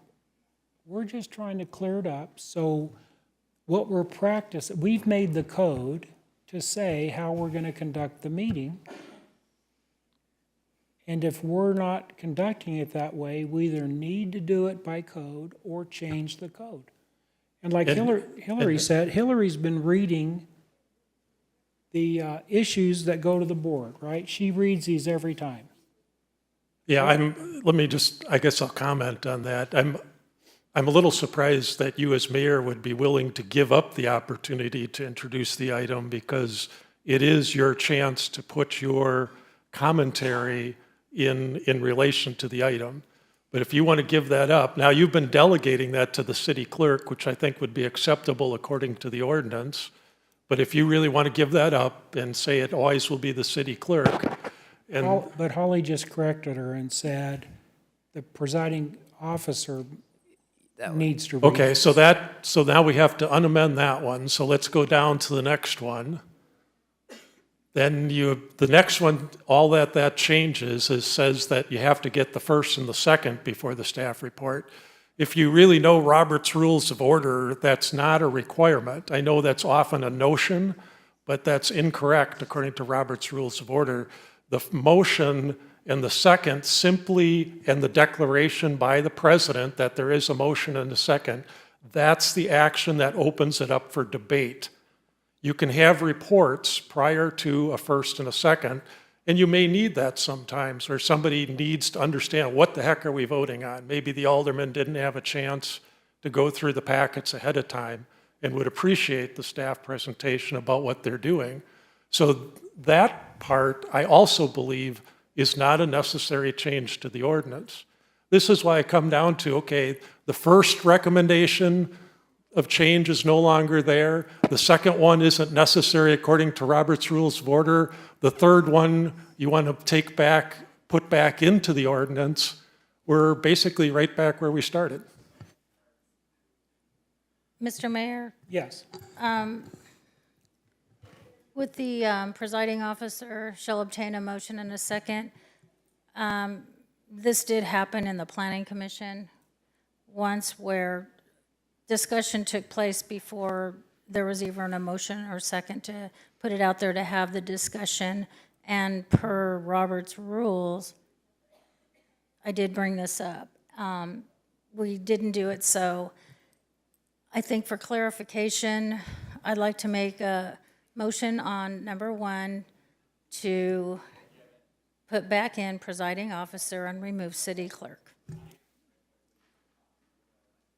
Okay. So you'll second that? Okay. So should we handle this motion first? Yes, so you could open up for discussion on this specific No, motion. we're talking about number 1. Correct, the one that Alderman Yeah, any Denham just made. discussion on, we have motion and second. Is there any discussion on putting the presiding officer back in and removing city clerk? Mr. Mayor? Yeah. Okay, so it's important for me that you have an ability to speak on these items. And I think we're getting very much into the weeds, and I appreciate it because I think that we need to follow our codes very closely. It's very important to me that Kathy can speak on an item, you know. I'm concerned that the way it's written now, you're not classified as a board member and Kathy's not classified as a board member. So I think that opportunity for you as the presiding officer to speak actually allows you time to sort of give a preamble. You kind of always do, kind of put it in layman's terms, kind of. And so, I don't know. I have a lot of questions. I know why we're here tonight. I don't know that we're ready for this completely, and I don't even know that if this went through, that this would be the last time we address this issue, because I'm concerned, for instance, that we would be taking your ability away to speak, you know? And I don't think that's great. I don't think it's great to take Kathy's ability away to speak. So I just have a lot of questions. I'm kind of with Glenn on the tabling it. I just think that I wanted to discuss, so I didn't want to just vote that through and then, but I don't know. I think maybe a study session on this. Hold on, Marshall, I know. Marshall. Well, let me simplify it. You agree that number 1 needs to change because Holly says it needs to change. It doesn't need to change. This is the change. Yes, Mr. Mayor, yesterday. Holly, excuse me, Holly, Holly or Hillary? We're interchangeable. Holly. Okay. Holly, did you say that number 1 needs to say the presiding officer shall state the issue before the board? In your ordinance, Chapter 2, Section 64, it states that the mayor shall be the presiding officer of the board and shall preserve strict order and decorum at all meetings of the board. He shall state every question coming before the board, announce the decision of the board on all subjects, and decide all questions of order.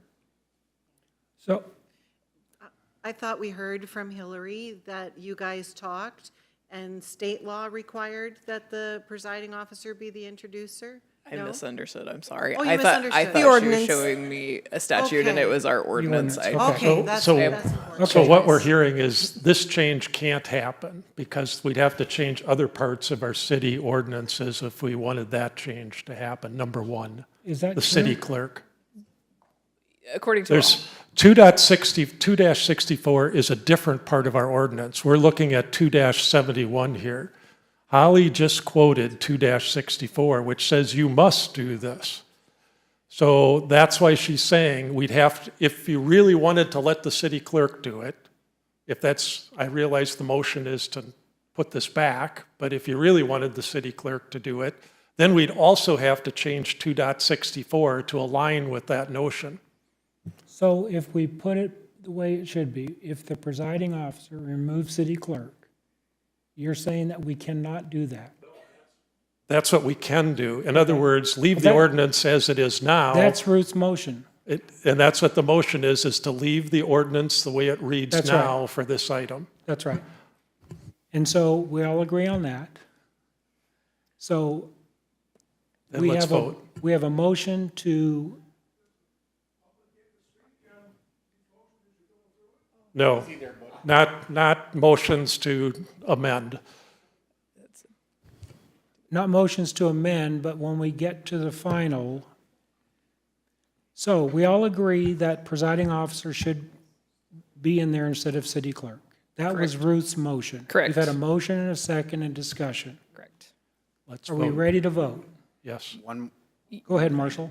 Yesterday at the briefing that I was able to attend, I heard Hillary say that you as the presiding officer, asking her to read it counts as you reading it, essentially. Counts as you being the one to do that. Am I wrong about that, Hillary? I believe Alderman Schultz said that, but I don't disagree. Okay, but the motion on the floor and the second is to remove city clerk and reinsert presiding officer. Claire? That's what we're voting on. That's what we're voting on. So roll call vote or voice vote? It could be a voice vote. All, So we're voting yes to put presiding officer back in there? Correct. Or no? clear? All in favor say aye. Aye. Aye. Opposed, same sign? Ayes have it. So Marshall, I don't think we need a study session because the only thing remaining, and it may be splitting hairs, after the staff report, if an alderman wants to say something, I think they should be allowed to say that. I think that's a very fair concession and is what kind of got us to this point. I guess my only question remains is that, are you allowed to speak by our code? I'm curious if Kathy's allowed to speak. Mr. Mayor, I'll move that we always speak. reinsert the struck out item number 4 and reorder the paragraphs accordingly. That's a motion. When you say Not delete the phrase that reads, board members shall be allotted time to present their positions and current concerns if they so desire. Okay, that's- Undelete that. So that's a motion. As an amendment. Second. We have a motion and a second. Any discussion? Let's vote. All in favor, say aye. Aye. Aye. Opposed, same sign. I would like Marshall's question. Because you just said that's how we've always done it, but what we're doing here right now is we're making sure what we've always done is what our code allows us to do. That's correct. Yeah, which is why I don't understand why we're here, but okay. Can you scroll down on the code, please?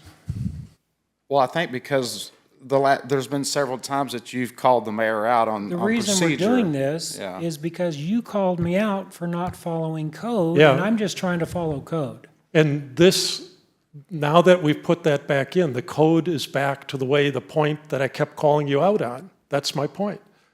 The code today says that the Board of Aldermen should be allowed to speak right after the staff presentation.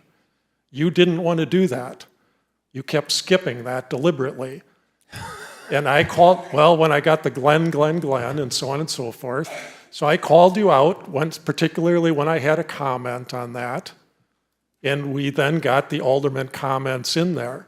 Now, we've amended this proposed changes to the ordinances to put that right back where it was. That's why I say I don't understand what we're doing with this ordinance at all. We've undone the first one, we've undone the second one. We've got some minor corrections in there that I think are hardly worth our time in light of it. And if we're going to talk about following the ordinances, I would just like to say that the procedure for bringing this in front of the aldermen, the ordinance for that was not followed either.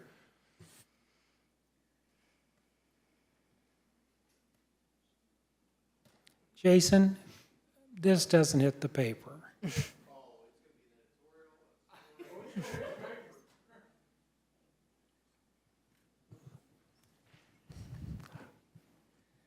Okay. Mr. Mayor, can I add a little commentary to Yes. this? I mean, maybe might lighten the Sure. mood a little bit. I'm in favor of the way the ordinance was originally structured, and I think because to the heart of the ordinance, it gives the board its optimum opportunity to make comment. So when staff gives a report, a lot of times we already have a lot of back-end information about that. We see that in what we get, In our emailed packet. to us in our Yeah. packet and everything like that.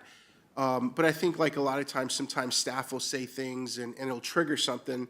And we may have a comment that comes up, but it's really fact-finding. Any comment that we make after staff report is a fact-finding mission just to appease what our decision may or may not be. I don't think it's imperative that, a board member may or may not have a comment after that report, but I think to the heart of this ordinance, it gives the board the first opportunity to make comment. And I think that gives us an ability to, for all intents and purposes, maintain the Board of Aldermen meeting and to really kind of set a narrative as to how this discussion proceeds. Because in the past, it seems that, and it's not a bad thing because it spurred a lot of ideas, but a lot of times when public has that initial comment, we kind of get in the weeds and a lot of emotion starts because they come with a lot of driven emotion, not so much facts, but emotions or even narratives. Like a lot of times, I mean, it's not wrong. Some of them are prepped to say certain things. We know that, right? And I think a lot of times that with our commentary, we could thwart off a lot of that, which in turn would save time. But as it being the Board of Aldermen, I think that us as a board and you as the mayor should have every opportunity to have input, questions, comments, things like that. And I think to the letter of the way the ordinance is written, I think at the heart of it, that's what its intent was. I think that's what the original intent was to give us that opportunity. And, so, with respect, I don't think that for every time a staff report comes that you have to go down and ask every alderman if they have a comment. But in the event, an alderman may say, hey, Mr. Mayor, before you go to public comment, I have something to say. I think that's how, it would organically function that way. Mr. Mayor. Who the heck was that? Yes, Artie. Can you hear me now? Okay. So anyway, that was my commentary, so. Thanks. There's meaning to the madness in this ordinance. In all the organizations I've been a part of, the purpose, the reason it's set up the way it is because once the item is introduced, the board has a chance to provide their input initially, their concerns, their questions, their comments, their feelings. Then you turn it over to the audience, and as Ralph said, by us providing our input up front, it gives the audience the opportunity to know where we're at, what we're thinking. And then the audience can respond with their questions, concerns, frustrations, comments, whatever it may be, and then it comes back to the board so that the board can take that information and input that they've received from the audience and have the knowledge they need to make a wise decision. So it gives us all the opportunity to get involved and follow up as we need to. And Mr. Mayor, you're not wrong. I've sat out there in that audience for a long time. The last 3 mayors have asked for audience input first. So you're correct on that. And it was just the precedent that had been set that was incorrect, but that it certainly was the precedent that had been set. Also, this board is very interested in transparency and public input, so I totally get where we're coming from on that. I'm in agreement with Ralph and Artie on this, that I think it should probably stay the same, especially because of the first thing that you said is, saying, I will absolutely open it to if an alderman wants to speak before that. I mean, so I would be in favor of voting this down tonight, and the only thing I would want to bring up in the future is that in that first period of speaking, before we go to the audience, you and Kathy are included in the people that are able to speak in that time. Yeah, I agree with that. Is that allowed?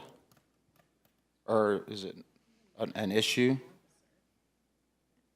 Yes, you could make that as, you have the authority by the statute to create your own rules and procedure for how you conduct your meetings.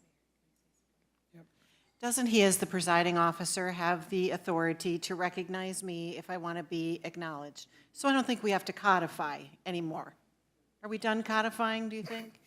There is. Okay. I mean, I didn't mean that as sarcastic. It may have come out. I didn't mean it that way. I'm like, we don't have to codify every single thing. You are the presiding officer. You manage decorum and acknowledgements. I would suggest if we're going to add additional things to this, that we take it offline, let staff do their usual review and make sure it's in sync with the other ordinances, give the attorneys time to make the changes rather than us trying to make them on the fly and potentially tripping up other parts of our ordinances. I think that's risky.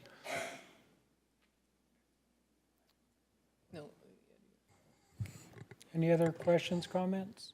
So,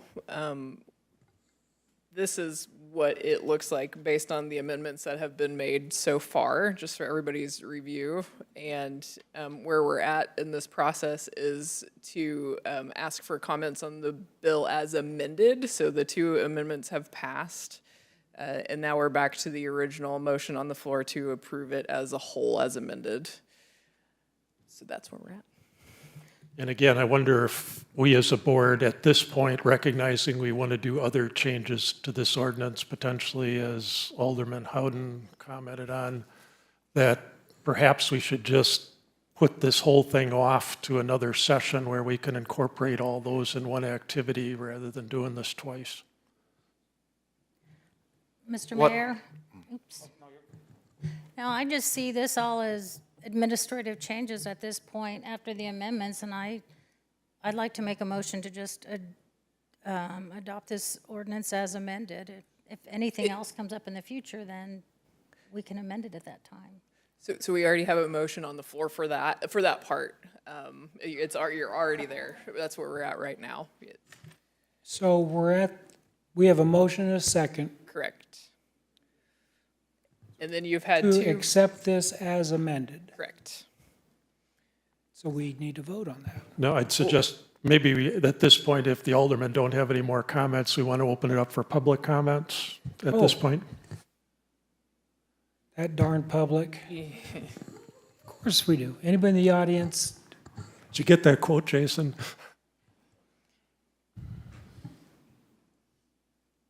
Wow.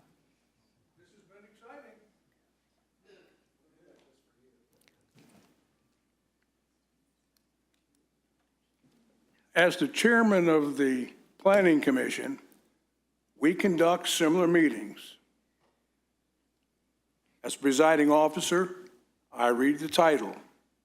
Then I ask for staff report. Then I simply turn around and say, do any commissioners have anything they want to say? I don't go down the roll. At 9 times out of 10, they don't. Now, here, you probably will because you handle more general issues than we have. Then we turn around in the public comments. Then based on now the public, when the public comments, they have the benefit of, like Artie pointed out, everything that's been taking place up here. And in terms of the full transparency that you all ran for office on, that's where the full transparency comes in. You can have partial transparency and, hey, I'm not saying anything, you just go ahead and speak and I'll vote. But you guys are all for full transparency.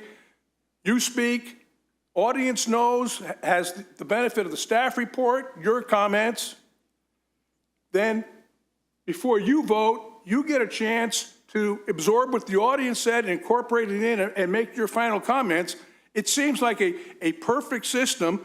It works for us. And the reason we did it is because we patterned it. It's patterned after what is in your ordinance. The simple thing is, leave the ordinance the way it is. It works real well. And as a perfect example, when you had the tiny homes thing here last week, probably big crowd, everything else, what happened? Read it off. You had the staff report along up here. You guys discussed it. Then it went back out to the audience. Now, I for one, I complimented Mr. Stallings on the report he gave, but I had some questions, but you all answered them. So probably a lot of people didn't come up. And then you came back, you guys made your final comments and you passed it. And I believe at least 2 or 3 of you commented on, this is the way government ought to work. That's right. Let's not screw it up. So that's what's the motion on the floor right now. Yeah, I is to know. do That's what you what I'm just saying. said. Leave it like it is. If it ain't broke, don't fix it. That's what we're trying to do. Any other comments from the audience? Hearing none, let's vote. Mr. Mayor, I think we're supposed to come back to questions and comments from the aldermen. You know, just following the ordinance, whether as written or as amended.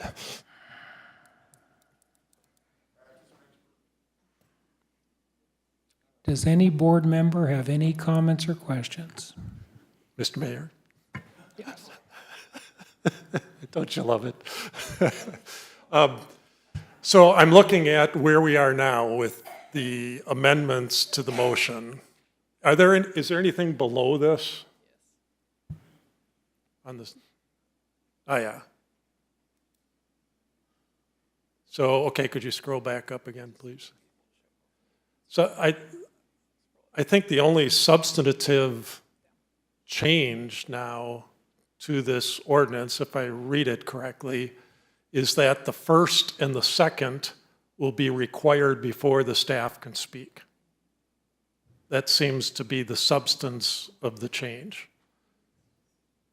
It says the presiding officer shall obtain a motion and a second before opening the floor for debate or discussion. Staff will then have an opportunity to present. Right now, the ordinance is staff will have the opportunity to present, and then the mayor will obtain a first and a second. So we've flipped those 2 clauses around with the way this ordinance is written now. From my perspective, as I said before, I think there's often an advantage to let the staff present before the first and the second so that they can be heard and so we can get their input as to whether this is something we want to take to the floor and debate. So I prefer the original version of the ordinance in that regard. I think it's also very compliant with Robert's Rules of Order, and I think it helps aldermen who are very much part-time people in their position to make sure they're tuned in to what the issue is before bringing debate to the floor. Thank you. Just so I'm clear, it seems to me there's another substantive change in that this is saying we do go to audience first and then come back to the board, but that number 3 is sort of a discretionary as opposed to a mandatory, right?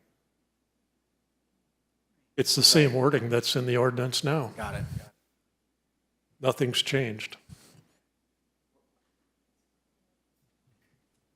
For that particular clause, anyhow, nothing's changed in that regard. That's exactly the way it reads today. The cadence is the same as it reads today. Staff, board, public, board. The only thing that's changing, as I read it, and somebody can correct me if I'm wrong, is that the first and the second now has to occur before the staff presents.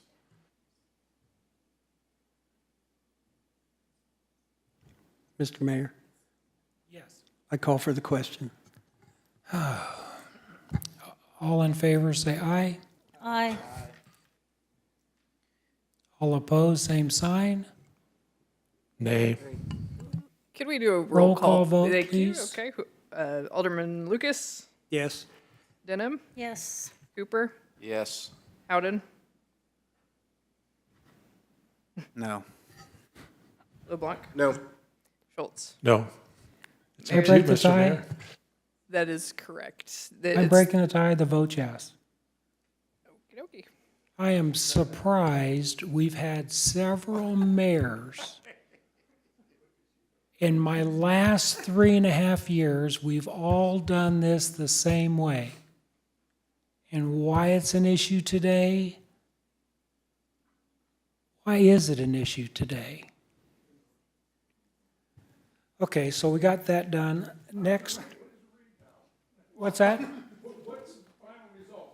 Is it the same as it was basically, or the orders stay the same?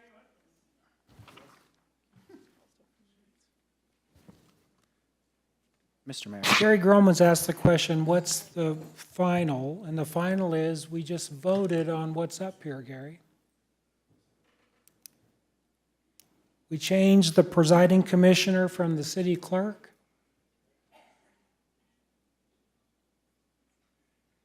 And renumbered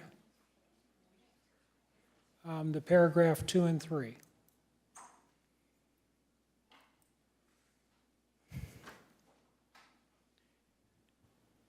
Mr. Mayor. Yes. There's like 3 of us that need to go to the restroom. Could we take a 5-minute break? Take a break.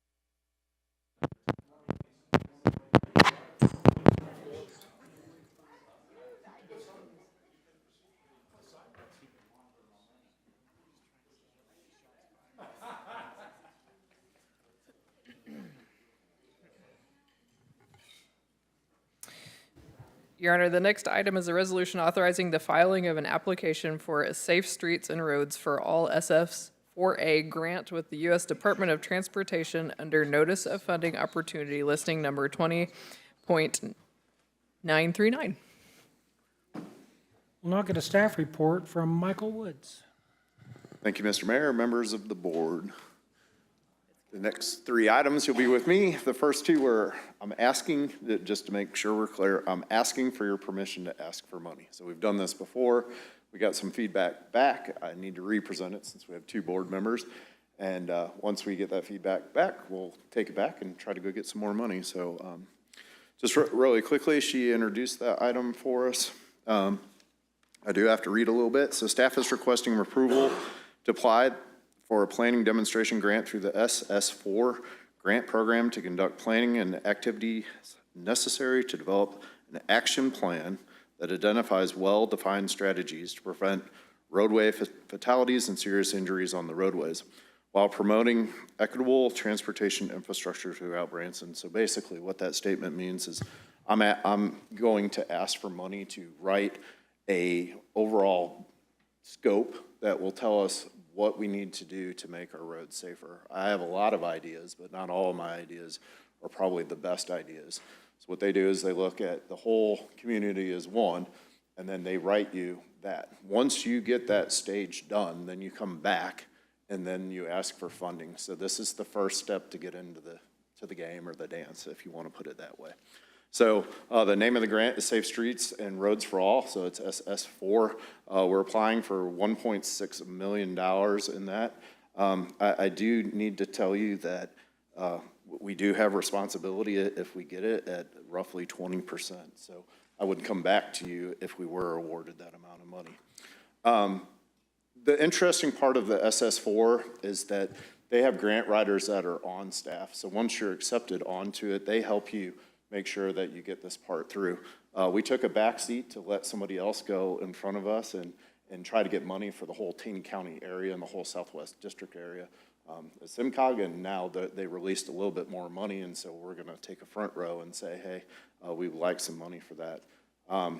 There's some interesting statistics here that in the second year of funding, follow-up outreach to 85% of applicants, 600 communities to provide opportunities. So I want to be one of those communities.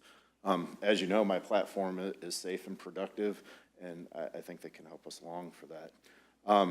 There are two components to this that I highlighted earlier, so we're asking for the first component from them. It's the planning and demonstration grants. So it writes the true action plan. So they give us, lots and lots of different types of engineers, and we can go out and hire people and take a look and do a comprehensive study that there's no way our community with the limited staff that I have could pull that off. City staff supports this resolution. It's only a resolution allowing us to do the application. I'm happy to answer any questions on that.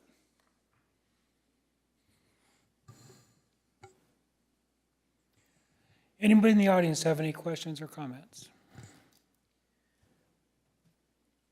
Any members of the board? Could we get it on the floor really quick? Just I have a before motion you go into adopting this that. resolution. Thank you, Hillary. So move. Any questions from the board? Let's vote. All in favor, say aye. Aye. Opposed, same sign. Ayes have it. Your Honor, the next item is a Thank you, Mike. resolution. Sorry. Good. Authorizing the filing of an application with the U.S. Department of Transportation, U.S. Office of the Assistant Secretary for Research and Technology for a planning and prototyping grant authorized through Section 25005 of the Bipartisan Law, BIL, pertaining to improvements to the automated traffic signal performance measures at key intersections in Branson. We'll now have a staff report from Michael. Thank you, Mr. Mayor, members of the board again. The SMART grant program is a no-cost, no match for the city. So this is a good deal for the city. Recipients at this stage of grant funding will allow eligibility for future implementation grants. So it's the same setup as the plan, and then you get the grants once you get it set up. This one we did apply for and got a denial letter for. So I'm here today telling you I got a denial letter, and that's all right because we're going to get back up and we're going to try again. We're applying for $600,000. There was a lot of community interest in this when I presented this last time. What this revolves around is emergency preemption route plan. So what it is the idea of taking some of our signals and putting them on a system that would allow emergency responding people from the police department, ambulance district, fire trucks. It basically gives them a green light. It also shares a lot of information that's inside of there. We've teamed up with our company that has all of our signals, which is Myovision, in there, and they're bringing smart cities here today. As you know, you receive a packet normally on Monday or Tuesday from us that has all the data of how many pedestrians were walking around, how many left turns, right turns, what the traffic count was there. And on the 16 intersections that we control as a city, we don't control all of them in our city, MoDOT controls them. We're gonna make a big impact on some of that. There's lots of IT stuff that's behind that. A lot of people have called and asked, well, hey, you guys already have cameras on there.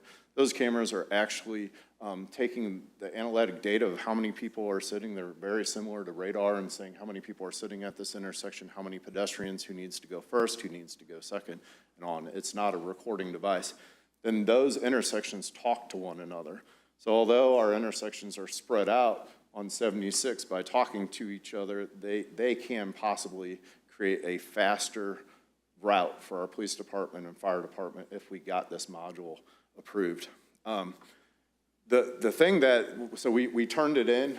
I presented this, if you remember, or probably not, about a year ago. So we're talking about complete streets, efficient cities, safer streets, and we're trying to reduce congestion. All those things combined, we got 1 through 5 that's there.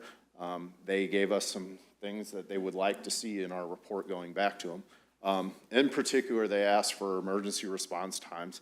They said we didn't provide enough data, so we provided a data set over the last 2 years versus a data set over 5 or 10 years. They would like to see a little bit more.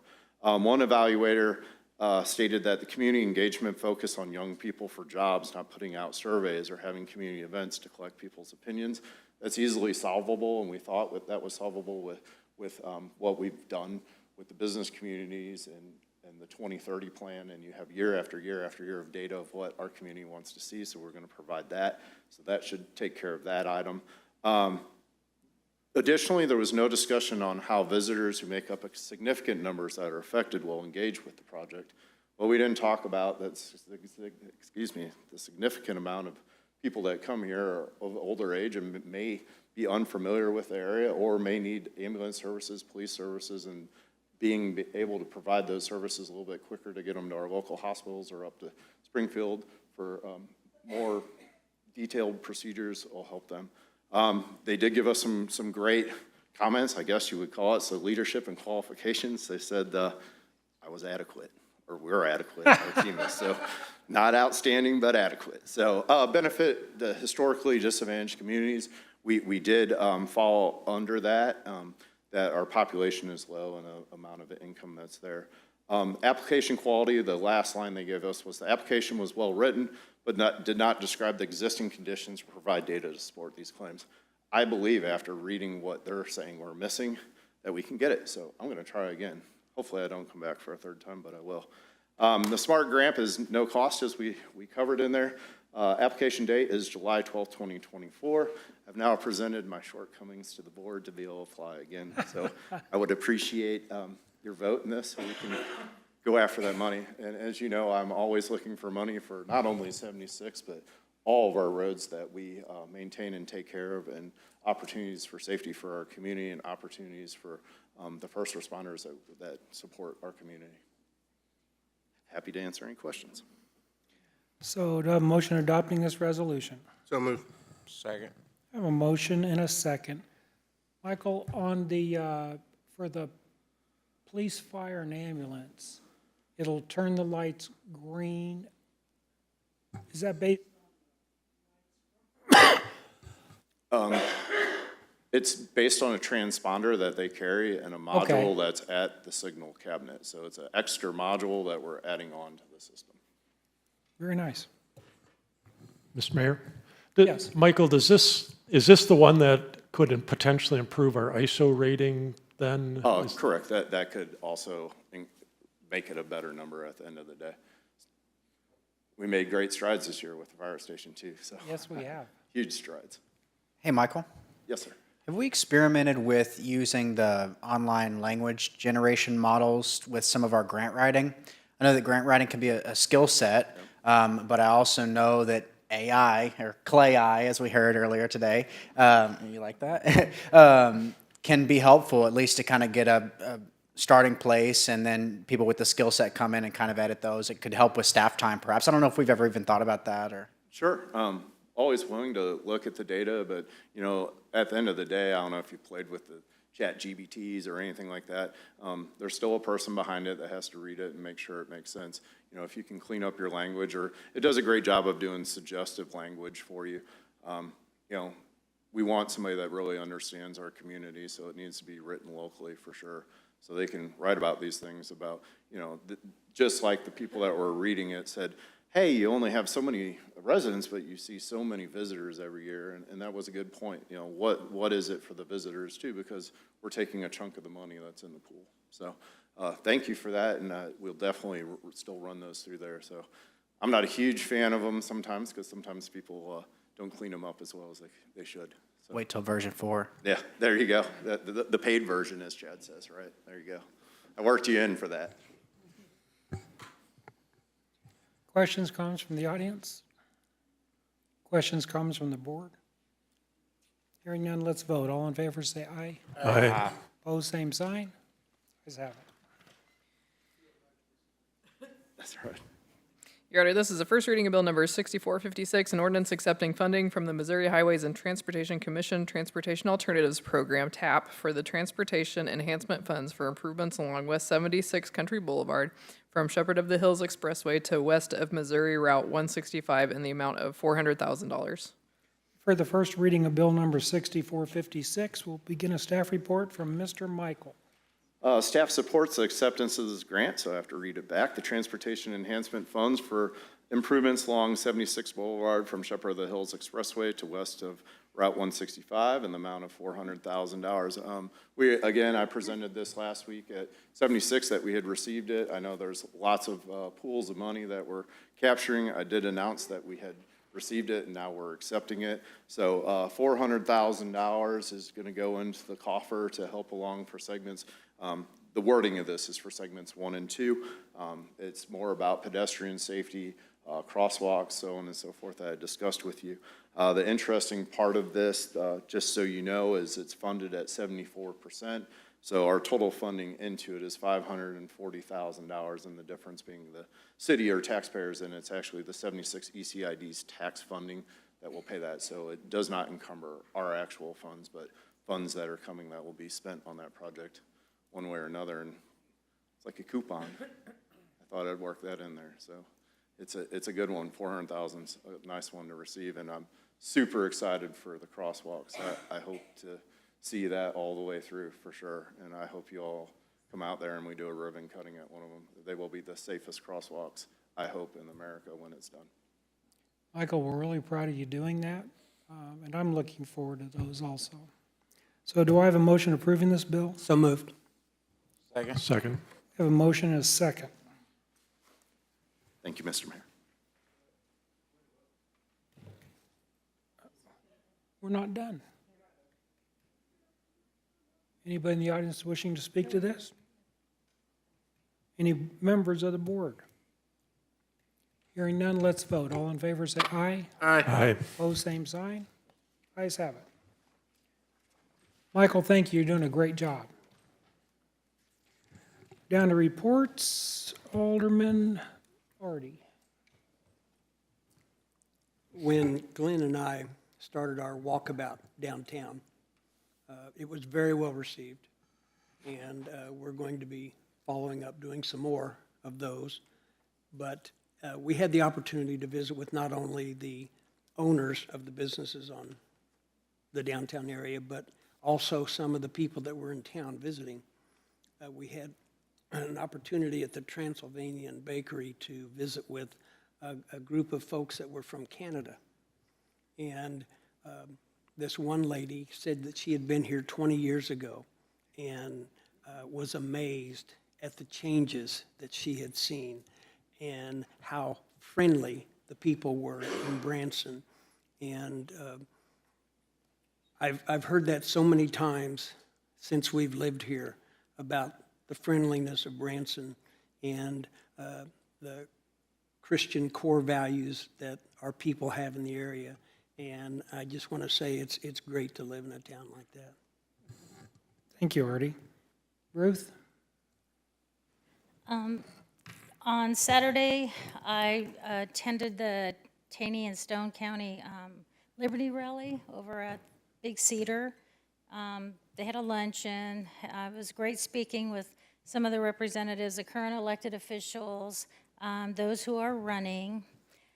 I'm going to take this from a 5 mile in the sky looking down and hone it into Branson. So yes, it does matter to Branson, the rest of what I'm going to say.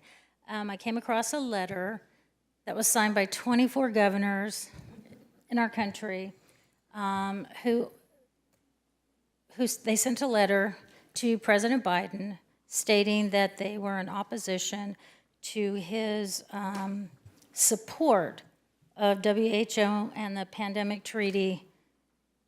These governors included our neighbor, Sarah Huckabee Sanders, and I was very surprised because the state of Missouri did not have a signature line on that letter.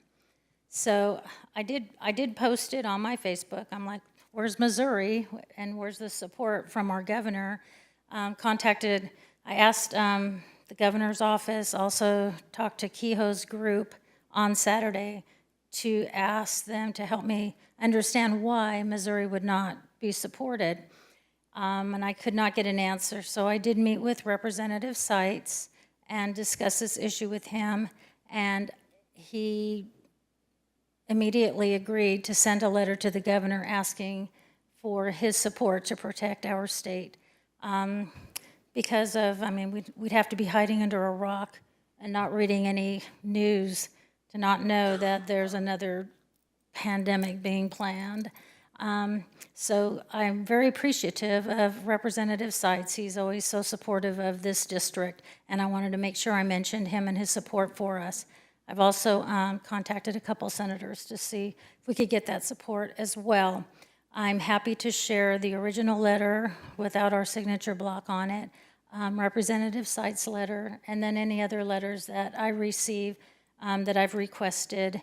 And just for consideration, maybe some type of a resolution supporting protecting our area, or even a letter itself. But that's something for, just consideration, Mr. Mayor. Thank you so much. So, Ruth, are you asking to get something from the city, from the mayor? Yes, I think that our citizens would appreciate knowing that, just like we stood up for them before in this group, that we would like the governor to support and protect this state, and we are a city in this state.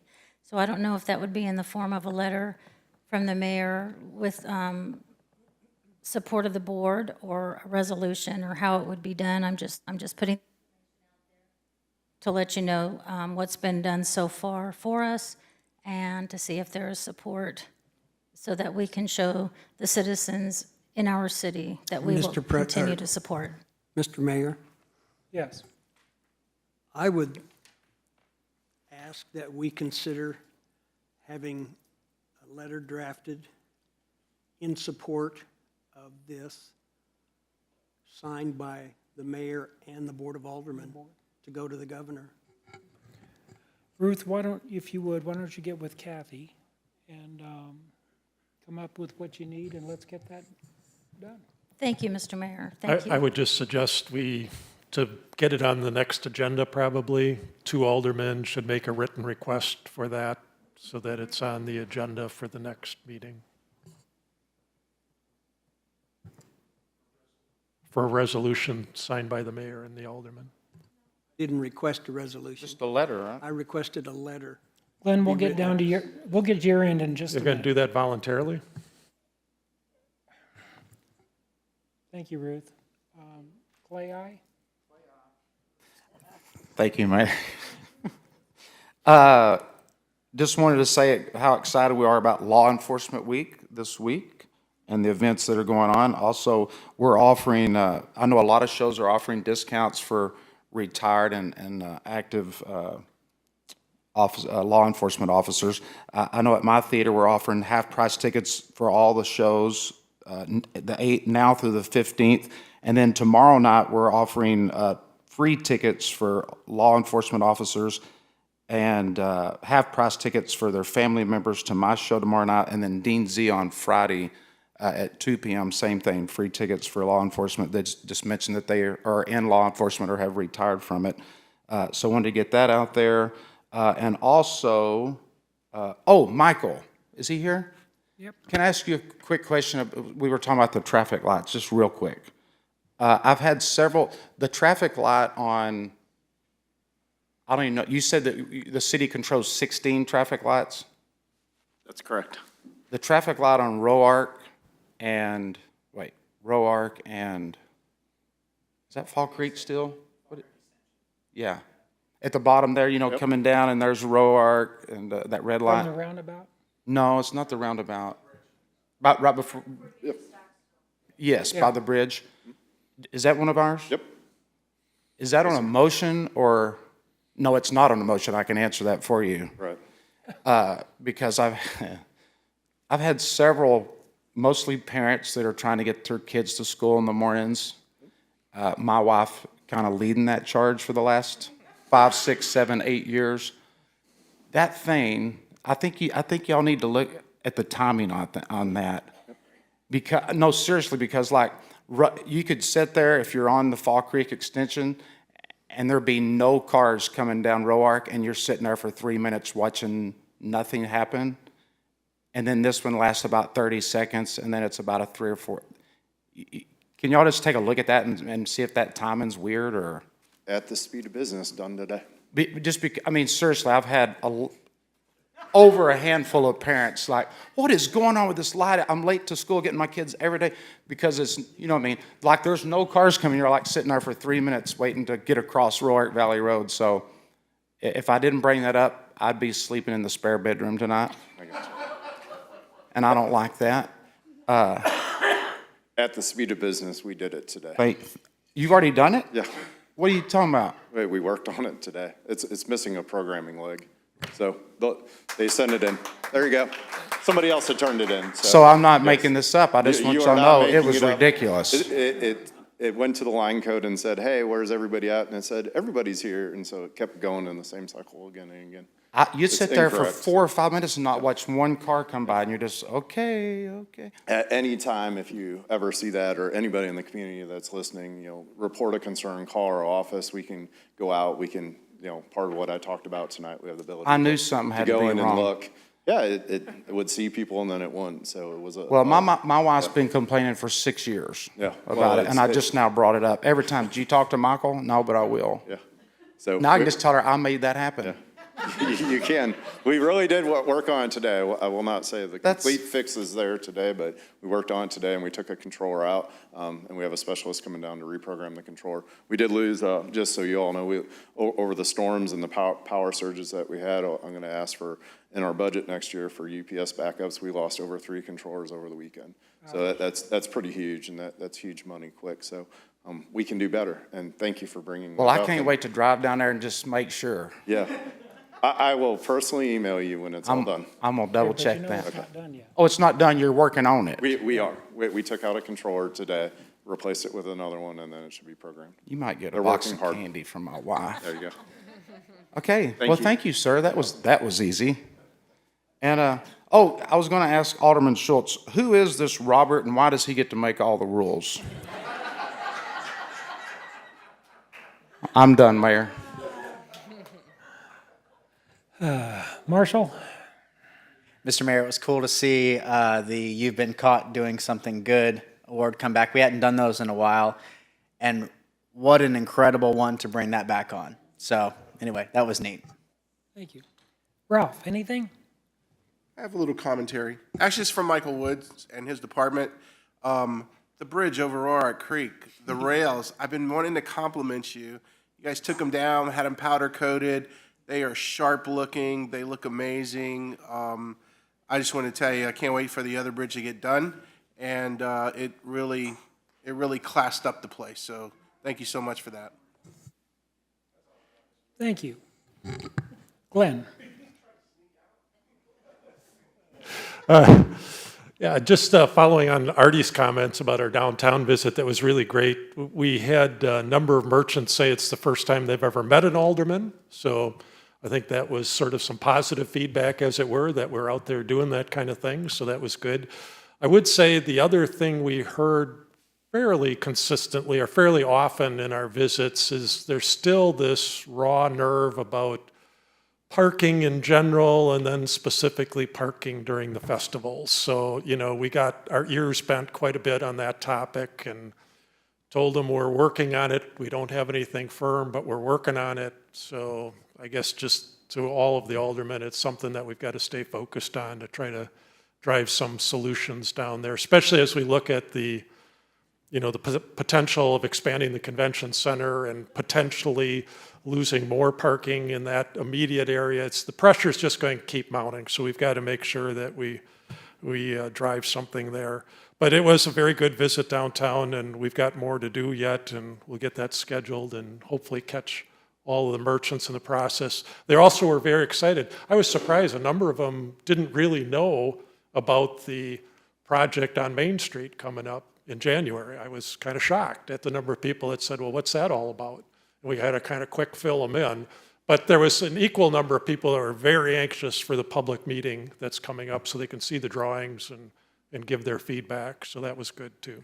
I would just mention, similar to Clay's comment about Law Enforcement Week, one event that is kind of a nice event to attend is on this Thursday, the 13th, on the landing at 8 o'clock. These departments that are in here for these meetings bring their vehicles right down the landing with the lights rolling and everything else. And some of them are just, I would say, typical police cars, but some of them have a lot of character to them. And so it's a great event for adults and kids to come, and they really treat the kids well. You know, they reach out to the kids, and then they park a bunch of vehicles down by the landing at the end of that in front of the fountain and do a little ceremony there, reading in names of fallen officers, I think, for the last year.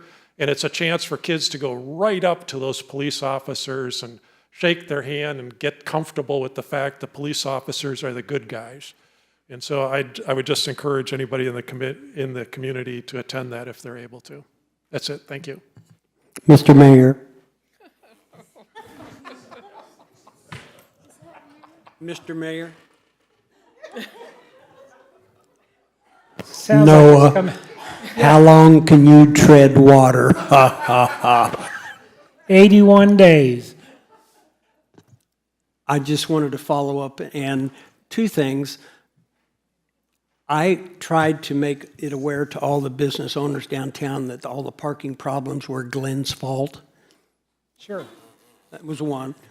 And secondly, I'm a chaplain for the fire department, and I had gone to one of the fire stations today and was visiting with one of the captains, and he said, you know, you're the only alderman that has visited the fire station in the last 15 years. We're talking about this being Law Enforcement Week. This is not law enforcement, but it is our first responders. And I think if any of you get a chance, you should just stop by the firehouses and thank them. Great point. Thank you, Artie. Thank you, Artie. Kathy? Nope. Kathy has nothing. I have nothing. So, yeah, we have to, do I have a motion to go into closed executive session? Mr. Mayor, I move to go into closed executive session pursuant to 610.021.2 RSMO for real estate. Do I have a second? Second. Madam Clerk, would you provide a roll call vote, please? Lucas? Yes. Denham? Yes. Cooper? Yes. Bowden? Yes. LeBlanc? Yes. Schultz? Yes.